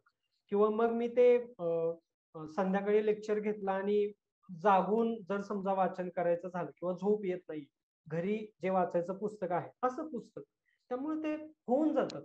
इच्छा तिथे मार्ग. ठीक आहे. पुढचा प्रश्न मी वाचतोय. नवीन ऍडमिशन घ्यायचं आहे ना. आता तुम्ही फोन नंबर असेल एव्हाना सगळ्यांकडे आहे तो फोन नंबर आपला, जो 5454 आणि 5455, किंवा आतापर्यंत तुम्ही कुठल्या तरी चाणक्य मंडलच्या रिप्रेझेंटेटिव्ह सोबत बोललेले आहात. त्या व्यक्तीनं तुम्हाला ब्रोशर पाठवलंय, तुम्हाला डेमो लेक्चर पाठवले, तुम्हाला काहीतरी मासिक वगैरे पाठवलं असेल चाणक्य मंडलचं, तर तुम्ही त्या पर्टिक्युलर नंबरला फोन करून ऍडमिशनची प्रोसिजर काय आहे हे नक्की समजून घेऊ शकाल आणि तुमचं ऍडमिशन कन्फर्म करू शकाल. आता तर आपण अशी पण सोय केली की ह्या लॉकडाऊन मुळे तुम्हाला चाणक्य मंडलच्या वास्तूत यायची पण गरज नाही ऍडमिशन घेण्यासाठी. सगळं व्हॉट्सअप थ्रू होऊ शकतं. अथर्वला काय म्हणायचंय? सर मला समजलंय कॉलेजचा आमचा टायमिंग 12 to 5 आहे आणि तुम्ही बोलतात क्लासचा 4 to 5:30 आहे. कोणतं कॉलेज आहे तुझं? BMCC. आणि काय आठवड्यातून कधी असणार आहे ते कॉलेज? कॉलेज डेली असणार आहे. तोपर्यंत समजलं, आता माहित नाही, पण विचारलं होतं तर त्यावेळेस आम्हाला ते समजलं होतं. डेली असणार आहे म्हणजे तुला रविवारी पण सुट्टी नाही? नाही, रविवारी असणार आहे. बर. बेसिक हॉलिडेज असणार आहे. आणि तू ऑफलाईन म्हणतोय का ऑनलाईन म्हणतोय? ऑफलाईन. हे बघ, मग आता काय की 2 लेक्चर मग तुला त्या केस मध्ये रेकॉर्डिंग, मग त्या लेक्चरचं बघावं लागेल. रेकॉर्डेड लेक्चर बघायचे. त्यानंतर ते लेक्चर ज्या ज्या फॅकल्टीने घेतलंय त्या फॅकल्टी सोबत मग तुला डिस्कशन करण्याची संधी मिळू शकते. मग तू त्या फॅकल्टींना भेटून, आता आम्ही काही ठराविक फॅकल्टी आहोत की जे चाणक्य मंडल मध्ये असतोच, म्हणजे सकाळी 10च्या आधीपासून आणि 6 नंतर. त्यामुळे तुम्ही कधी आम्हाला फोनवरती भेटू शकता, फोन करून भेटू शकता. फक्त मला अथर्व आणि सगळ्यांनाच मला सांगायचा मुद्दा काय, भले तुम्हाला 4 पैकी 2 लेक्चर अटेंड करण्याची संधी मिळू, फाउंडेशन कोर्स शक्य असेल तर ऑफलाईनच करा. कारण की ना, फाउंडेशन कोर्स हा वर्गात फॅकल्टी येतो, शिकवतो आणि निघून जातो, यापुरता मर्यादित नाहीये. अनेक आपण ऍक्टिव्हिटीज पण राबवतो. आता गणपती बसायच्या आधीच्या ज्या आपल्या बॅचेस चालू झालेल्या, त्यावेळी आम्ही त्यांना फंडिंग दिलं आणि त्यांच्याकडून गणपतीचं डेकोरेशन करून घेतलं, वारजेमध्ये पण आणि सदाशिव पेठेमध्ये पण. आणि अगदी छान मुलांनी वेगवेगळ्या आयडिया लावून, घर करून, पोल्युशन, मग काहीतरी एन्व्हायरमेंट, मग काहीतरी भविष्यातला समृद्ध भारत, अशा काहीतरी थीम्स घेऊन त्यांनी ते डेकोरेशन केलेलं आणि अगदी चांगलं केलेलं. त्यामुळे अशा ज्या ऑफलाईन ऍक्टिव्हिटी आहेत ते करण्यात फाउंडेशन कोर्स मध्ये फार मजा येते. त्यामुळं जर पुण्यात असाल आणि येणं शक्य असेल तर आय वुड हायली रिकमेंड की फाउंडेशन कोर्स हा ऑफलाईनच करावा. ठीक आहे. ऑप्शनच नसेल तर मग ठीक आहे. किंवा मुंबईमध्ये जे राहत आहेत, मुंबईवाल्यांना नाहीये ऑप्शन ऑनलाईन करण्याशिवाय. आणि ऑनलाईन म्हणजे अगदी काहीतरी वाईट किंवा ऑनलाईन करायचं म्हणून मी जाऊ दे नाहीच करत आहे असं काही नाहीये बरं का. खूप चांगल्या ऍक्टिव्हिटी, आता मी ग्रंथोपजीवीचं जे सेशन आहे आणि जी ऍक्टिव्हिटी ती मी म्हणजे 15 दिवसाला पुस्तक लिहिणं आणि त्यांनी त्या पुस्तकाचा रिव्ह्यू लिहून मला पाठवणं, हे मी ऑनलाईनला पण सांगितलं आणि ऑफलाईनला पण सांगितलं. किंवा पुढे जाऊन मी बुक क्लब स्थापन करणार आहे. बुक क्लब म्हणजे काय की 8-10 मुलांचा एक ग्रुप बनवायचा, प्रत्येकाने एक पुस्तक घ्यायचं, त्यानं किंवा तिनं ते पुस्तक वाचायचं, त्या पुस्तकावरती एक रिपोर्ट तयार करायचा, काय वाटलं त्याला किंवा तिला त्या पुस्तकाबद्दल. आणि मग एका ठरलेल्या दिवशी हे बुक क्लब एकत्र येऊन भेटणार, त्यांनी वाचलेली पुस्तकं त्याच्यावरती चर्चा करणार. अनेकांना, मग समजा 10 मुलांचा ग्रुप असेल तर मी एक पुस्तक वाचले, मला 9 पुस्तकं आणि ती कशाबद्दल आहेत हे नव्यानं कळणार. त्यामुळे मी मनातल्या मनात ठरवणार आहे, अरे यानं किंवा हिनं सांगितलेलं पुस्तक मला इंटरेस्टिंग वाटतंय बरं का, आपण ते वाचलं पाहिजे. अशा गोष्टी ऑनलाईनला पण मी देण्याचा प्रयत्न करणार, जितकं शक्य आहे तेवढं आपण ऑनलाईनला देणारच आहोत. पुढे मला प्रश्न घेऊ देत.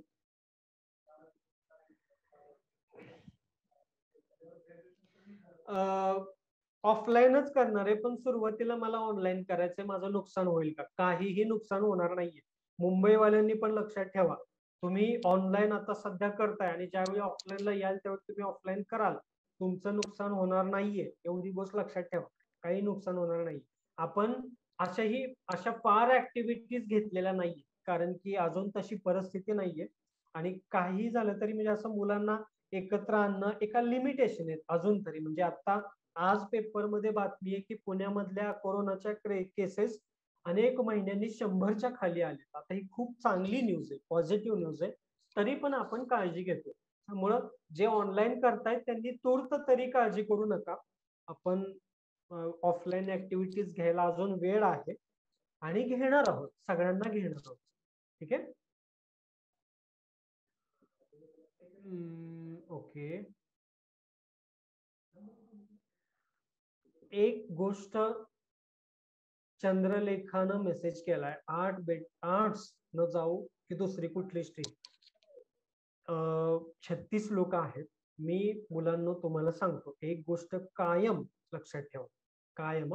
ज्यावेळी चाणक्य मंडल मध्ये सगळे तुम्हाला काउन्सिलिंग करणारे सांगतात, तुमचं ग्रॅज्युएशन तुम्ही भविष्यात ही परीक्षा देणार आहात म्हणून ठरवायचं नाही.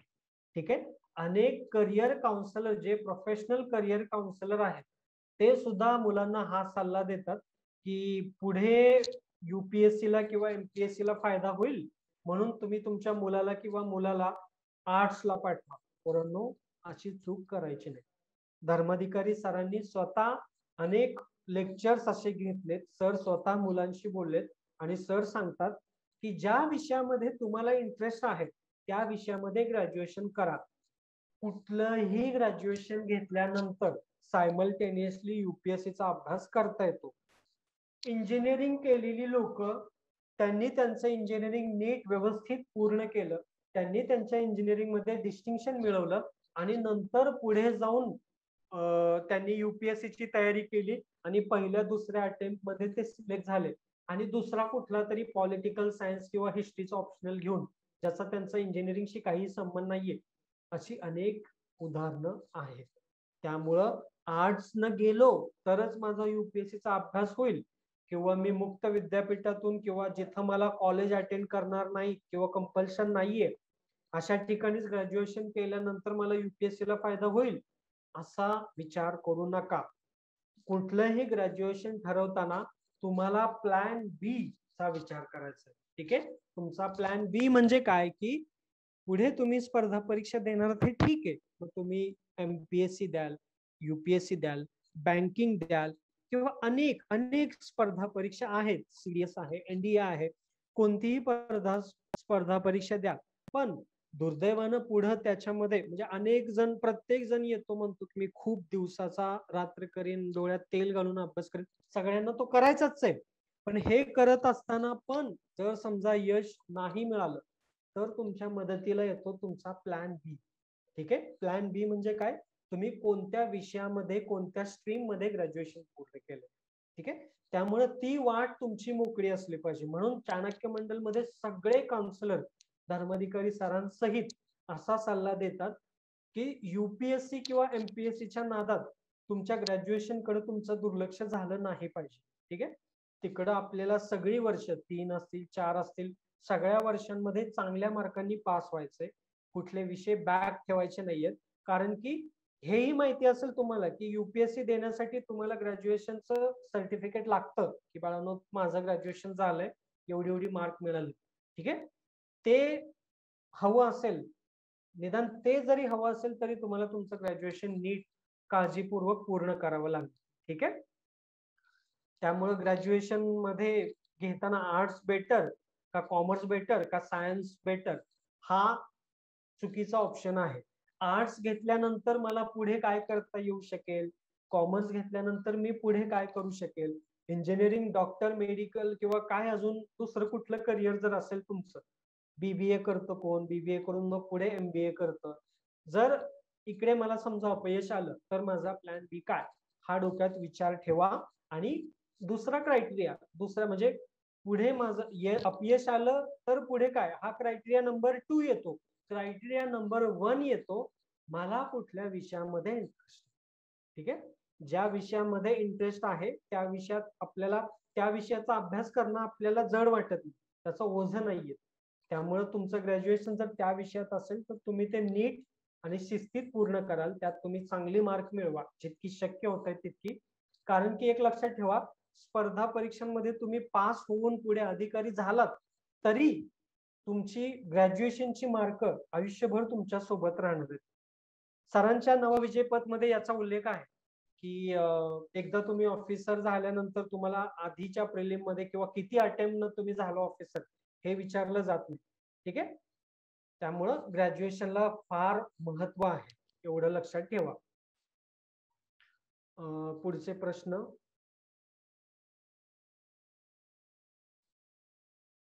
एमपीएससी ची 27 पासूनची बॅच ऑफलाईन आहे. येस आहे, पण एक लक्षात ठेवा, एमपीएससी किंवा युपीएससी ला जर तुम्हाला ऍडमिशन हवं असेल तर तुम्ही ग्रॅज्युएशनच्या शेवटच्या वर्षात किंवा तुमचं ग्रॅज्युएशन पूर्ण तरी असायला हवं. ठीक आहे, जर तुम्ही सेकंड इयरला असाल, फर्स्ट इयरला असाल तर चाणक्य मंडल मध्ये प्रिपरेटरी आणि फाउंडेशन असे ऑप्शन आहेत.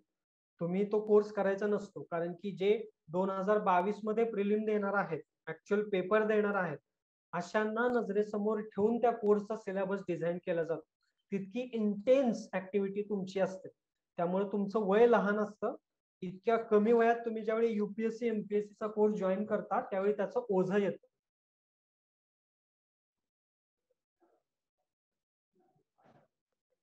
राज्यसेवेसाठी एनसीईआरटी ची पुस्तकं वाचावी लागतात का? वाचणं हेल्दी आहे. आता स्टेट बोर्डाची पुस्तकं वाचणं रिकमेंड आहे आणि अनेक एनसीईआरटी ची पुस्तकं वाचतात सुद्धा. अनेक मुलं एमपीएससी ची पण वाचतात, वाचावं. आणि बाकी एक गोष्ट लक्षात ठेवा बरं का, की मी हे ग्रंथोपजीवी मध्ये मुलांना बॅच वरती सांगतो, इंग्लिशला पळवाट काढण्याचा प्रयत्न करू नका, कधीच करू नका. इंग्लिश आणि गणित हे दोन असे विषय आहेत, तुम्ही जितका त्याला तुम्ही त्याच्या भोवतीनं फिरून तुम्ही त्याला स्किप करायचा विचार कराल, तुम्ही त्याला स्किप करू शकणार नाहीच. ठीक आहे, कुठलीही परीक्षा द्या, कुठेतरी गणित तुम्हाला येईलच आणि तुम्हाला त्यासाठी अभ्यास करावाच लागेल. कुठेतरी इंग्लिश येईल. एमपीएससी वाल्यांना इंग्लिशचा जरा थोडा टेन्शन असतं. टेन्शन घ्यायची काही गरज नाहीये. कुठलीही भाषा, इंग्लिश असो मराठी असो, अनेकांना मराठी शिकायचं असतं, त्यांना इंग्लिश चांगलं असतं त्यांचं. एमपीएससी मध्ये इंग्रजी आणि मराठीचे पेपर असतात, एवढं माहिती आहे सगळ्यांना आतापर्यंत.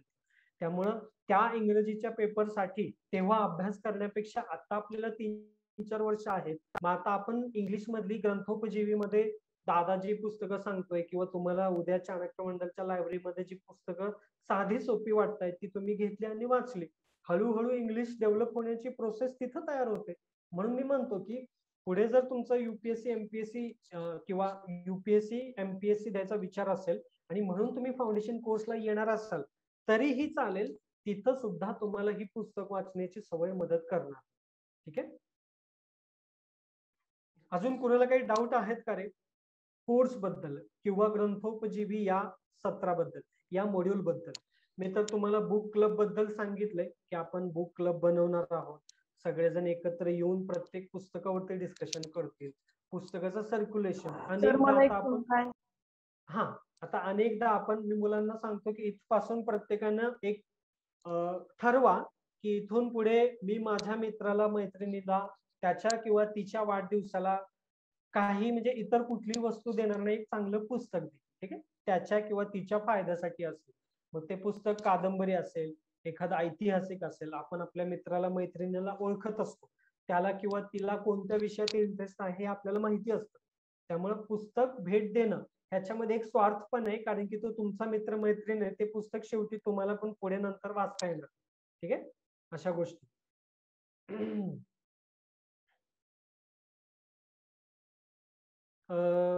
चंद्रलेखाला काहीतरी विचारायचं होतं. सर दिवाळीच्या अगोदर पर्यंत ऑनलाईन केलं आणि दिवाळीनंतर ऑफलाईन कंटिन्यू केलं तर चालणार आहे की, त्याला काय. ऑफलाईन तुम्ही कधीही कन्वर्ट करू शकता तुमचं ऍडमिशन. इव्हन जे फेब्रुवारी पर्यंत ऑनलाईन करणार आहेत ते पण, म्हणजे फेब्रुवारी मध्ये आपण ऑनलाईनची बॅच संपवतो, त्यांना मे ची टर्म मिळत नाही, पण आपण फेब्रुवारी मध्ये पण मुलांना ऑप्शन ठेवलंय ना, ते त्यांचं ऍडमिशन कन्वर्ट करू शकतात. सर ऑफलाईनचे क्लासेस कुठे असतात? सदाशिव पेठ आणि वारजे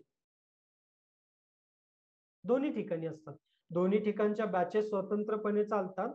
विषय शिकवणाऱ्या फॅकल्टी त्याच कॉमन असतात. म्हणजे आता मी जर ग्रंथोपजीवी शिकवत असेल तर मीच वारज्याला घेतो, त्यामुळे मीच सदाशिव पेठेत घेतो. त्यामुळे आपण क्वालिटीशी कॉम्प्रोमाइज होऊ देत. सर मग ऍडमिशन घेताना ऑनलाईन बॅच मध्ये घ्यायचं की ऑफलाईन? ऑनलाईन मध्ये घ्यायचं. आता ज्या मोड मध्ये आपण कोर्स करणार आहोत त्या मोड मध्ये घ्यायचं. अच्छा ठीक आहे. हा, म्हणजे तुम्हाला फी बद्दल जर कन्सर्न असेल तर 25,000 आहे आणि ऑनलाईनला 25 भरून ऍडमिशन घेतल्यानंतर ज्यावेळी तुम्हाला ऑफलाईन मध्ये कन्वर्ट करायचंय त्यावेळी उरलेला डिफरन्स भरायचा आणि मग ऑफलाईन बॅचेसला येऊन बसायचं.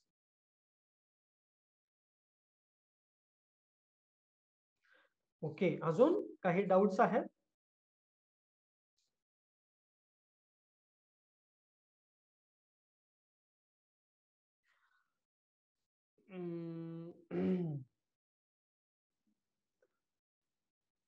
ज्यावेळी जेव्हा मी इंग्रजी पुस्तक वाचतो तेव्हा काही काळाने कंटाळा येतो, त्यावर काय करावं?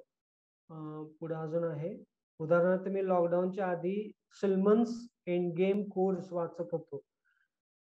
अर्धे अधिक वाचले, मात्र नंतर कंटाळा यायला लागला. आता ते नुसतं पडून आहे. पुढे वाचलं, सुरुवात करावी, पुढे चालू करावी. हा, एक आहे बरं का, की एक पुस्तक अर्ध वाचलंय, कधी वाचलंय? मागच्या वर्षी वाचलंय, तर ते मग नंतर जिथून थांबलंय तिथून वाचण्यात काय अर्थ नसतो. एक 15-3 आठवडे शक्य आहे की बाबा आधी सुटलं, मग 10-15 दिवस काय नाही वाचलं, नंतर मग तुम्ही रिझ्यूम करताय जिथून थांबलेलं तिथून.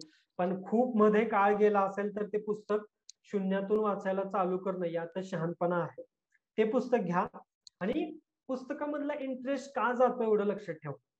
एकतर भाषा अवघड असते किंवा विषय अवघड असतो, या दोन गोष्टी. ठीक आहे, आणि वाचायची आवडच असते तर आवड आपण ती लावतो सगळे. म्हणजे फाउंडेशन कोर्सला आल्यानंतर तुम्हाला वेगवेगळ्या एक्सपेरिमेंट दिले जातात करायला, त्या एक्सपेरिमेंट मधून तुम्हाला लागते आवड पुस्तकं वाचनाची. तर मग काय करायचं की आधीच ते पुस्तक घेण्याआधी, वाचायला सुरुवात करण्याआधी चाळायचं की ते पुस्तक आहे का, भाषा कशी दिसते, आणि ते येतं. एक तुम्ही अर्धा पानं जरी बघितली ना आधीमधली, तरी तुम्हाला ते पुस्तक किती अवघड आहे किती सोपं आहे ते कळतं. आणि तो विषय, फक्त एक गोष्ट लक्षात ठेवा, तुम्ही प्रत्येक पुस्तक वाचायला सुरू करताय आणि एक 10-15 पानं झाल्यानंतर तुम्ही सोडताय किंवा सोडून देताय, असं जर असेल तर मग तुमचं केमिकल लोचाय म्हणावं लागेल. ठीक आहे, ही सवय चांगली नाही. ह्याच्यासाठी मग तुम्हाला कष्ट घ्यावे लागतील, नेटानं वाचावं लागणार. सेकंड इयरला आहे एमपीएससी बॅचला ऍडमिशन मिळेल का? शक्यतो नाही दादा, तू ऍडमिशन मिळेल का यापेक्षा ऍडमिशन आम्ही का देत नाही याची फिलॉसॉफी समजून घे. सेकंड इयर, फर्स्ट इयर ह्याच्यामध्ये ती एमपीएससी ची मॅच्युरिटी येत नसते. आता बघ, मी काय म्हंटल की आजच्या या वर्षीच्या एमपीएससी युपीएससीच्या बॅचेस चालू होत आहेत ते 2022 ची प्रिलिम लक्षात घेऊ. त्यामुळं तुमच्याकडून जी करंट अफेअर्सची तयारी करून घेतली जाणार आहे, जे तुमच्याकडून पेपर सोडवून घेतली जाणार आहे, ते 2022च्या प्रिलिम कडे लक्ष ठेवून सगळं होतं. सगळ्या ऍक्टिव्हिटी किंवा प्रिलिमची तारीख जशी जवळ येते किंवा जशी अनाऊन्स होते त्यानुसार मग कोर्सेसचे लेक्चर्स ऍडजस्ट होतात. त्यामुळे तुम्हाला हा कोर्स करून काय फायद्याचा नाहीये. जो सतत बदलणारा पार्ट आहे तो तर काही कामाचाच नाही राहणार आहे तुमच्यासाठी. तुमचा अटेम्प्ट 23, 24, 25, 26 मध्ये असणार आहे. त्यामुळे तुम्ही ज्यावेळी वेळ येईल म्हणजे ग्रॅज्युएशनच्या 3ऱ्या वर्षात असताना आणि मी मग जर नाही मिळत, नाही करायची MPSC UPSC second year first इयरला असताना मग काय करायचं ना, मी सांगितलं ऑप्शन. फाउंडेशन कोर्स करा, मग प्रिपरेटरी कोर्स करा. आणि प्रिपरेटरी कोर्स केल्यानंतर पण तुम्हाला युपीएससी एमपीएससी ची तयारी खूप सोपी जाते बरं का. बऱ्यापैकी अभ्यास तुम्ही ऑलरेडी पूर्ण केलेला असतो. आता त्या फाउंडेशन वरती मग तुम्हाला तुमची बिल्डिंग पुढे उभं राहायची असते. कोर्स करताना मग त्रास नाही होत, अगदी शून्यातून सुरुवात करावी लागत नाही त्यावेळी. ओके, अजून काही डाऊट्स आहेत? सर ते प्रथमेशच्या पहिले एम गीतेने एक क्वेश्चन विचारलंय, त्याचं मला उत्तर पाहिजे नंतर. काय विचारलंय? जर आपण लहानपणापासून एकदा अधिकारी व्हायचं ठरवलं असतं तर आता त्याची किती तयारी झाली असती? हे बघा बाळांनो, तुम्ही हे ना कुठून ऐकतात काय माहिती की लहानपणापासून 5वी पासून 4थी पासून 6वी पासून तयारी करायची युपीएससी ची एमपीएससी ची. तुम्हाला माहिती का चाणक्य मंडल मध्ये, आणि तुम्ही इथं आल्यानंतर तुम्हाला कळेल वाचल्यानंतर पुस्तकात, अशी अनेक आहेत रे उदाहरणं की ज्यांनी त्यांच्या ग्रॅज्युएशनच्या शेवटच्या वर्षात अभ्यासाला तयारी चालू केली आणि ते पहिल्या प्रयत्नात, आता वरुण बरनवाल हे नाव माझ्या डोळ्यासमोर येत आहे. तुम्ही वाटल्यास युट्यूब वरती जाऊन वरुण बरनवाल चाणक्य मंडल परिवार असं नाव सर्च करा, तुम्हाला वरुण दादाचं स्पीच जे आपण गणेश कला क्रीडामध्ये घेतलेलं ते येईल. आता वरुण दादाचं MIT मध्ये ग्रॅज्युएशन पूर्ण झालेलं. वरुण दादा इथली फॅकल्टी होता, म्हणजे आमच्या बॅच वरती वरुण दादानं लेक्चर घेतले. तो पहिल्या अटेम्प्ट मध्ये ऑल इंडिया रँक 32वी आहे त्याची. असं काही नाहीये की लहानपणापासूनच जर मी तयारी करायला सुरुवात केली असती. आता असं जरी असलं तरी हे सगळं जड तरच आहे रे. आता मग त्याच्यावरती रडत बसण्यात काय आहे का उपाय? आणि असं काही नसतं. 6वीच्या मुलाला काय करणार आहे स्पर्धा परीक्षा एमपीएससी किंवा युपीएससी. त्यामुळं आत्ताची वेळ ही सगळ्यात बेस्ट आहे. त्यामुळं हे आधीपासून तयारी करायला पाहिजे होती, हे केलं असतं तर बरं झालं असतं, ते केलं असतं तर बरं झालं असतं, या जर तरला अर्थ नसतो किंवा ते आपल्या हातात नसतं अशा गोष्टी. त्यामुळं आत्ता आपल्या हातात आहे ना, आधी कष्ट घेणं आतापर्यंत. अजून मला स्पर्धा परीक्षा द्यायला पुढे 1 वर्ष 2 वर्ष 3 वर्ष शिल्लक आहे. त्यात मी जे करतो ते पुढे मला फायद्याचं ठरणार आहे. त्या 2, 3, 4 वर्षांमध्ये आता पुढच्या येणाऱ्या मी किती माझं कॉन्ट्रीब्युशन देतो हे जास्ती मॅटर करतं. जर तर, आणि हे अतिशय चुकीचं आहे. तुम्ही इव्हन सरांना विचारा की अगदी लहानपणापासून स्पर्धा परीक्षेची तयारी सुरू केल्यानंतरच यश मिळतं का? असं काहीही नाहीये, काही नाहीये. तुम्हाला समजेल एकदा तुम्ही ते या वातावरणात आल्यानंतर तुम्हाला आपोआप गोष्टी कळायला लागतात. असं काहीही नाहीये. सर पण ते माइंडसेट म्हणजे ऑफिसर बनायचं ते हेल्प करतं का? तयारी नाही पण ते माइंडसेट म्हणजे की असं बनायचंय तसं. काय सॉरी मी ऐकलं नाही नीट. काय म्हणतोय तू? तयारी नाही पण ते माइंडसेट केला असेल ऑफिसर बनायचं ते हेल्प करतं का लॉंग टर्मला? म्हणजे हे बघ लहानपणापासूनचा माइंडसेट हे कसं आहे ना, आता ह्या बघ माइंडसेट एवढा पण लहान नाही, म्हणजे असं त्यावेळेस कळायला लागतं असं 15-16 त्या टाईपला. हे बघ माइंडसेट आता मी समजा 15 वर्षांचा असं अज्युम कर आणि मी ठरवलं की मला ऍस्ट्रॉनॉट व्हायचंय. मला इस्रोच्या एका मिसाईल मध्ये बसून पुढे अवकाशात झेप घ्यायची. आता हे माझं स्वप्न. आता तू अधिकारी बोलतोय तर मी ऍस्ट्रॉनॉट बद्दल बोलतो. आता हे ठीक आहे, मी 16व्या 17व्या वर्षी माझ्या मनात ती इच्छा आहे. इच्छा असणं इच्छाच आहे, ती त्याच्याशी काही नाहीये. ते म्हणजे ती इच्छा आहे म्हणून मी ज्यावेळी रिलिजियसली प्रयत्न करायला बसतो त्यावेळी माझी त्या दिशेनं प्रवास चालू होतो. त्यामुळे असं काही नाहीये बाळांनो. हे बघा, का करायचं हा पर्पज ज्यावेळी तुम्ही अभ्यास सुरू करायच्या आधी डोक्यात आणतो, प्रत्येक जण आणतो की काहीतरी आयुष्यात घडलेलं असतं. म्हणजे गावात कुठला तरी ऑफिसर आलेला असतो आणि त्याची पॉवर बघून आपण इम्प्रेस होतो, किंवा आपल्याला कुणाचं तरी काहीतरी अनेक जणांचं मोटिवेशन काय की ट्रॅफिक पोलिसांनी अडवलं हे अनेकांचं मोटिवेशन असतं की मला अडवतो काय, थांब जरा अधिकारी होऊन दाखवतो तुला माझं. हे कसं आहे ना की आपल्या आयुष्यातलं एखादी गोष्ट करण्यासाठी एखादं मोटिवेशन शोधावं लागतं, प्रत्येकाला शोधावं लागतं. का? कारण की ते मोटिवेशन एनर्जी देत राहतं आपल्याला आपल्या तयारीच्या काळात. त्यामुळं आधी तुमचा तो माइंडसेट होता का आणि तो माइंडसेट असल्यामुळं तुमचा काय फायदा झाला का, हा पण भूतकाळाचा विचार करू नका. काहीही असो, पॉझिटिव्ह असो, निगेटिव्ह असो, काही असो, गेलंय ते जाऊ दे. मी म्हणतो की तुम्ही आजच्या संध्याकाळपासून अभ्यासाला बसणार आहात. अभ्यासाला बसण्याआधी तुमचा का करायचं हे म्हणजे हा पर्पज डोळ्यासमोर आणा. तुम्ही सरांची म्हणजे चाणक्य मंडलची प्रार्थना ऐकली असेल, जरी एक अश्रू पुसायासा आला तरी जन्म काहीच कामास आला. ही कविता ऍक्च्युली कविता आहे ही, आणि ही सरांनी कधी लिहिली, ज्यावेळी सरांना त्यांचं युपीएससी मध्ये सिलेक्शन होऊन त्यांना IAS पद मिळेल त्यांच्या रँक वरून हे सरांना कळलं. त्या रात्री सरांनी हे लिहिलं की पुढे जाऊन आपल्याला काय करायचं. अशा वेळी आणि तुम्ही वाटल्यास ह्याच्यामध्ये वाचाल ते नवा विजयपथ या पुस्तकामध्ये किंवा डायरीमध्ये पण वाचाल की सर ज्ञान प्रबोधिनीमध्ये होते आणि देशसेवा, भारताचे दौरे, वेगवेगळे नॅशनल इश्यूज समजून घेणं, ह्याच्यासाठी सरांनी अनेक वर्ष घातली. मग त्यात नाटकं आयोजित करणं, डिबेट कॉम्पिटिशन आयोजित करणं, अशा गोष्टींमध्ये. मग एका वेळी सरांनी सांगितलं, हे लिहिलंय त्या पुस्तकामध्ये की लोक म्हणायचे की बाबा तू काय करतोय आयुष्यात, असं म्हणजे तुम्ही काय, तुमचं काय भलं झालं पुढे, किंवा हे आयुष्यात तुम्हाला कुठं फायद्याचं ठरलं ह्याच्यातून. मग ह्यातनं सरांना थोडी चीड आली आणि चीड आल्यानंतर सर सांगतात की त्यांनी त्या चिडीतून स्वतःला साध्य करण्यासाठी किंवा स्वतः काय चीज आहोत हे दाखवून देण्यासाठी सरांनी युपीएससी दिली आणि त्यात यश आलं.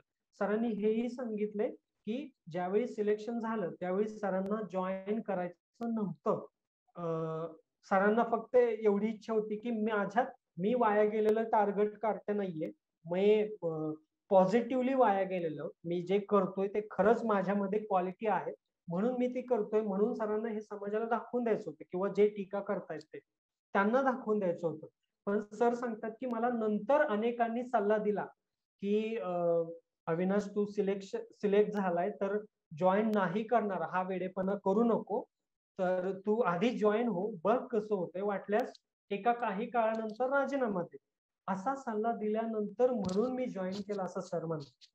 ठीक आहे. त्यामुळं अभ्यास सुरू करण्याआधी एक पर्पज आणणारे डोळ्यासमोर की मी या कारणासाठी अधिकारी होणार, आणि ती शक्यतो पॉझिटिव्ह असू दे. म्हणजे तुम्ही एखाद्या ग्रामीण भागातून येताय, घरात लाईट नाही, तुम्ही दिव्याखाली अभ्यास करता, तुमच्या गावाकडे येणारा रस्ता चांगला नाहीये, किंवा तुमच्या घरामध्ये घर असू किंवा गावामध्ये कौटुंबिक कलह, फॅमिली डिस्प्यूट जरा जास्ती आहेत, जमिनीवरून भाऊ भांडतात, नवरा बायकोंची भांडणं होतात, शिक्षणासाठी गावातल्या मुलांना लांब पर्यंत चालावं लागतं, घरात पाणी येत नाही, मग पाण्यासाठी भटकावं लागतं, आपली आई, आपली बहीण, आपण स्वतः लांब लांब होऊन सायकलवर डोक्यावर पाणी आणतो. हे जे प्रश्न आहेत ना, आणि आपल्याला या लोकांसाठी काम करायचं, हा पर्पज असा म्हणजे, आणि का करायचंय ह्याचा पर्पज ना असा म्हणजे नाही का चिरंतर टिकून असणार असतं. म्हणजे पुढे की तुमचं अख्ख्या आयुष्यामध्ये टेम्पररी रिझन नसावं. आता समजा तुम्हाला काहीतरी एखाद्या गोष्टीचा, एखाद्या पोलिसाचा तुम्हाला वाईट अनुभव आला आणि पोलीस व्यवस्था ही वाईट आहे म्हणून तुम्ही अभ्यासाला तयारी चालू केली, तर ते कसं ना की हळूहळू कालांतरानं त्या पोलिसावरचा राग निवळत जाणारच आहे.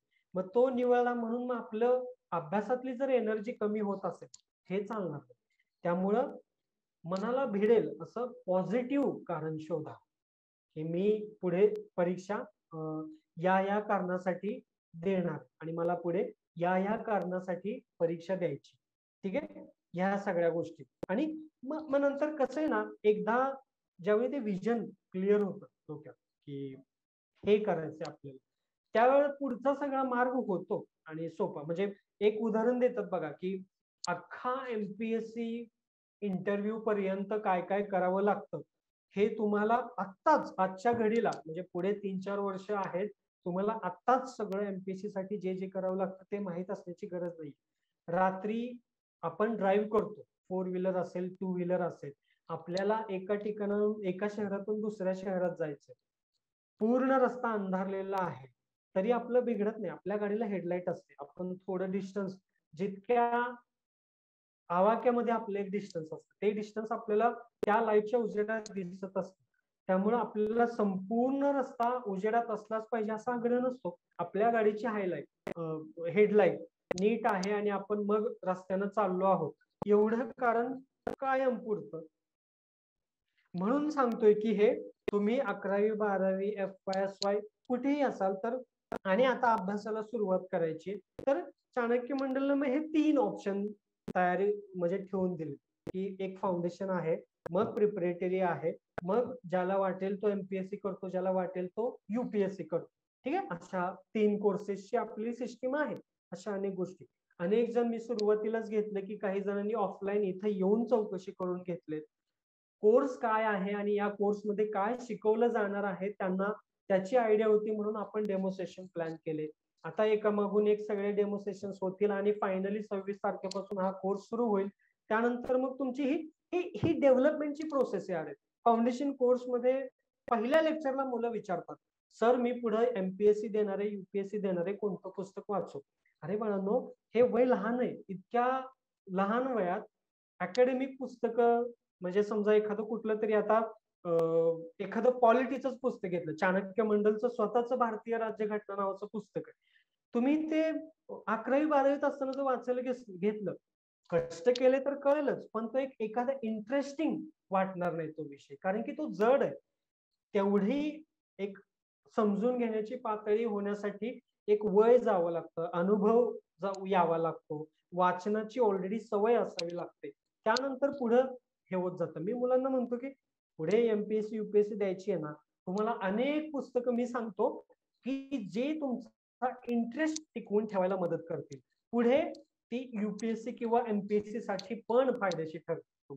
ठीक आहे, आता धर्माधिकारी सर सांगतात, एका चांगल्या पुस्तकाच्या रिकमेंड वरून मी हा लेक्चर चा एंड करतो. ते म्हणजे आचार्य जावडेकर हे लेखक आहेत, आधुनिक भारताचा इतिहास. 1937 की 40 पर्यंत त्या पुस्तकात इतिहास आहे, म्हणजे पूर्ण भारत स्वतंत्र होईपर्यंत तरी पण तेवढा नाहीये त्या पुस्तकात. पण सर सांगतात की इतिहास मांडावा कसा आणि तो वाचणाऱ्याला कळेल अशा भाषेत हे समजून घ्यायचं असेल, हे माहीत करून घ्यायचं असेल तर आचार्य जावडेकरांचा आधुनिक भारताचा इतिहास हे पुस्तक वाचा. म्हणजे आमच्या बॅच वरती आणि अनेकदा मी सरांना हे पुस्तक रिकमेंड करताना ऐकलं. आता हे पुस्तक काही थेट स्पर्धा परीक्षांसाठी रिकमेंड नाही केलं जात रिकमेंडेड बुक लिस्ट मध्ये, पण हे पुस्तक तुम्हाला एक विजन, एक चित्र स्वातंत्र्याबद्दलचं तयार करायला मदत करतं.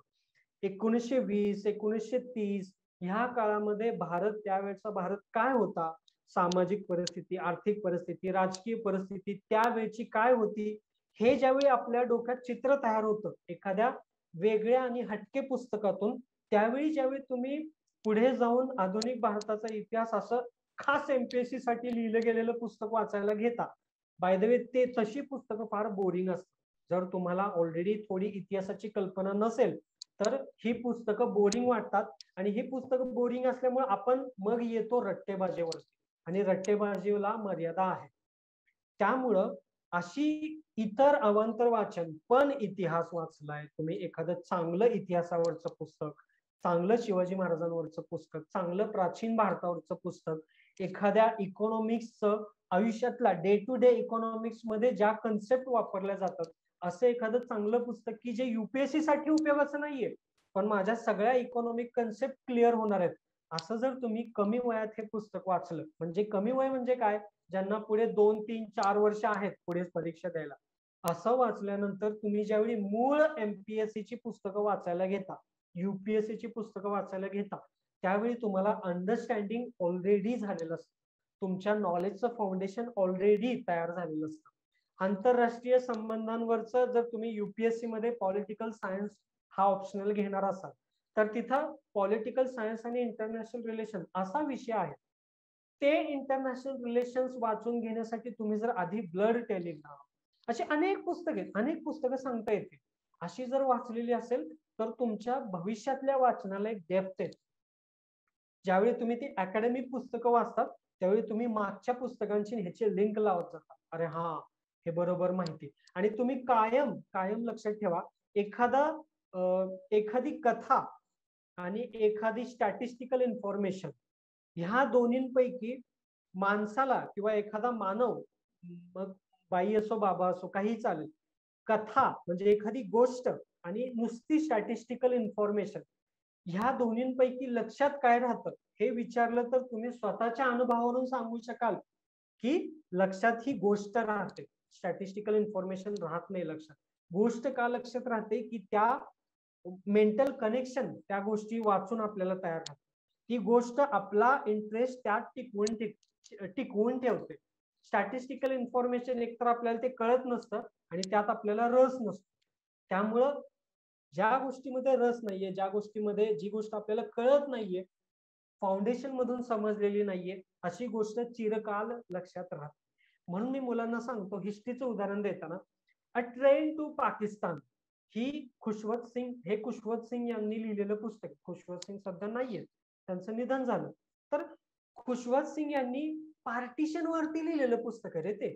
तुमच्या डोळ्यासमोर चित्र तयार होईल की बाळांनो काय ती लोक भारताच्या पंजाब मधून किंवा इतर मुस्लिम बहुल भागातून पाकिस्तानात जात आहेत.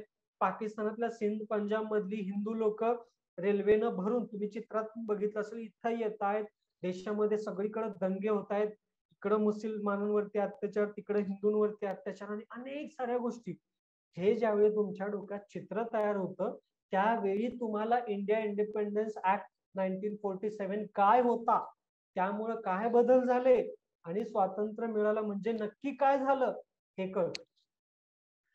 10 जजमेंट, इम्पॉर्टंट जजमेंट, एक झिया मोदी नावाच्या लेखिका आहेत. तर त्यांनी हे लिहिलेलं पुस्तक, तुम्ही हे ज्यावेळी वाचतात तर भारताच्या राज्यघटनेत 10 ठळक जजमेंट की ज्यानं अख्खं भारताचं पॉलिटिकल स्ट्रक्चर बदललं, अशा कुठल्या आहेत तर ते 10 जजमेंट हे पुस्तक थेट युपीएससी ला फायद्याचं नाहीये, पण ते विषय तुमचं पॉलिटिक्सचं अंडरस्टँडिंग नीट करतो.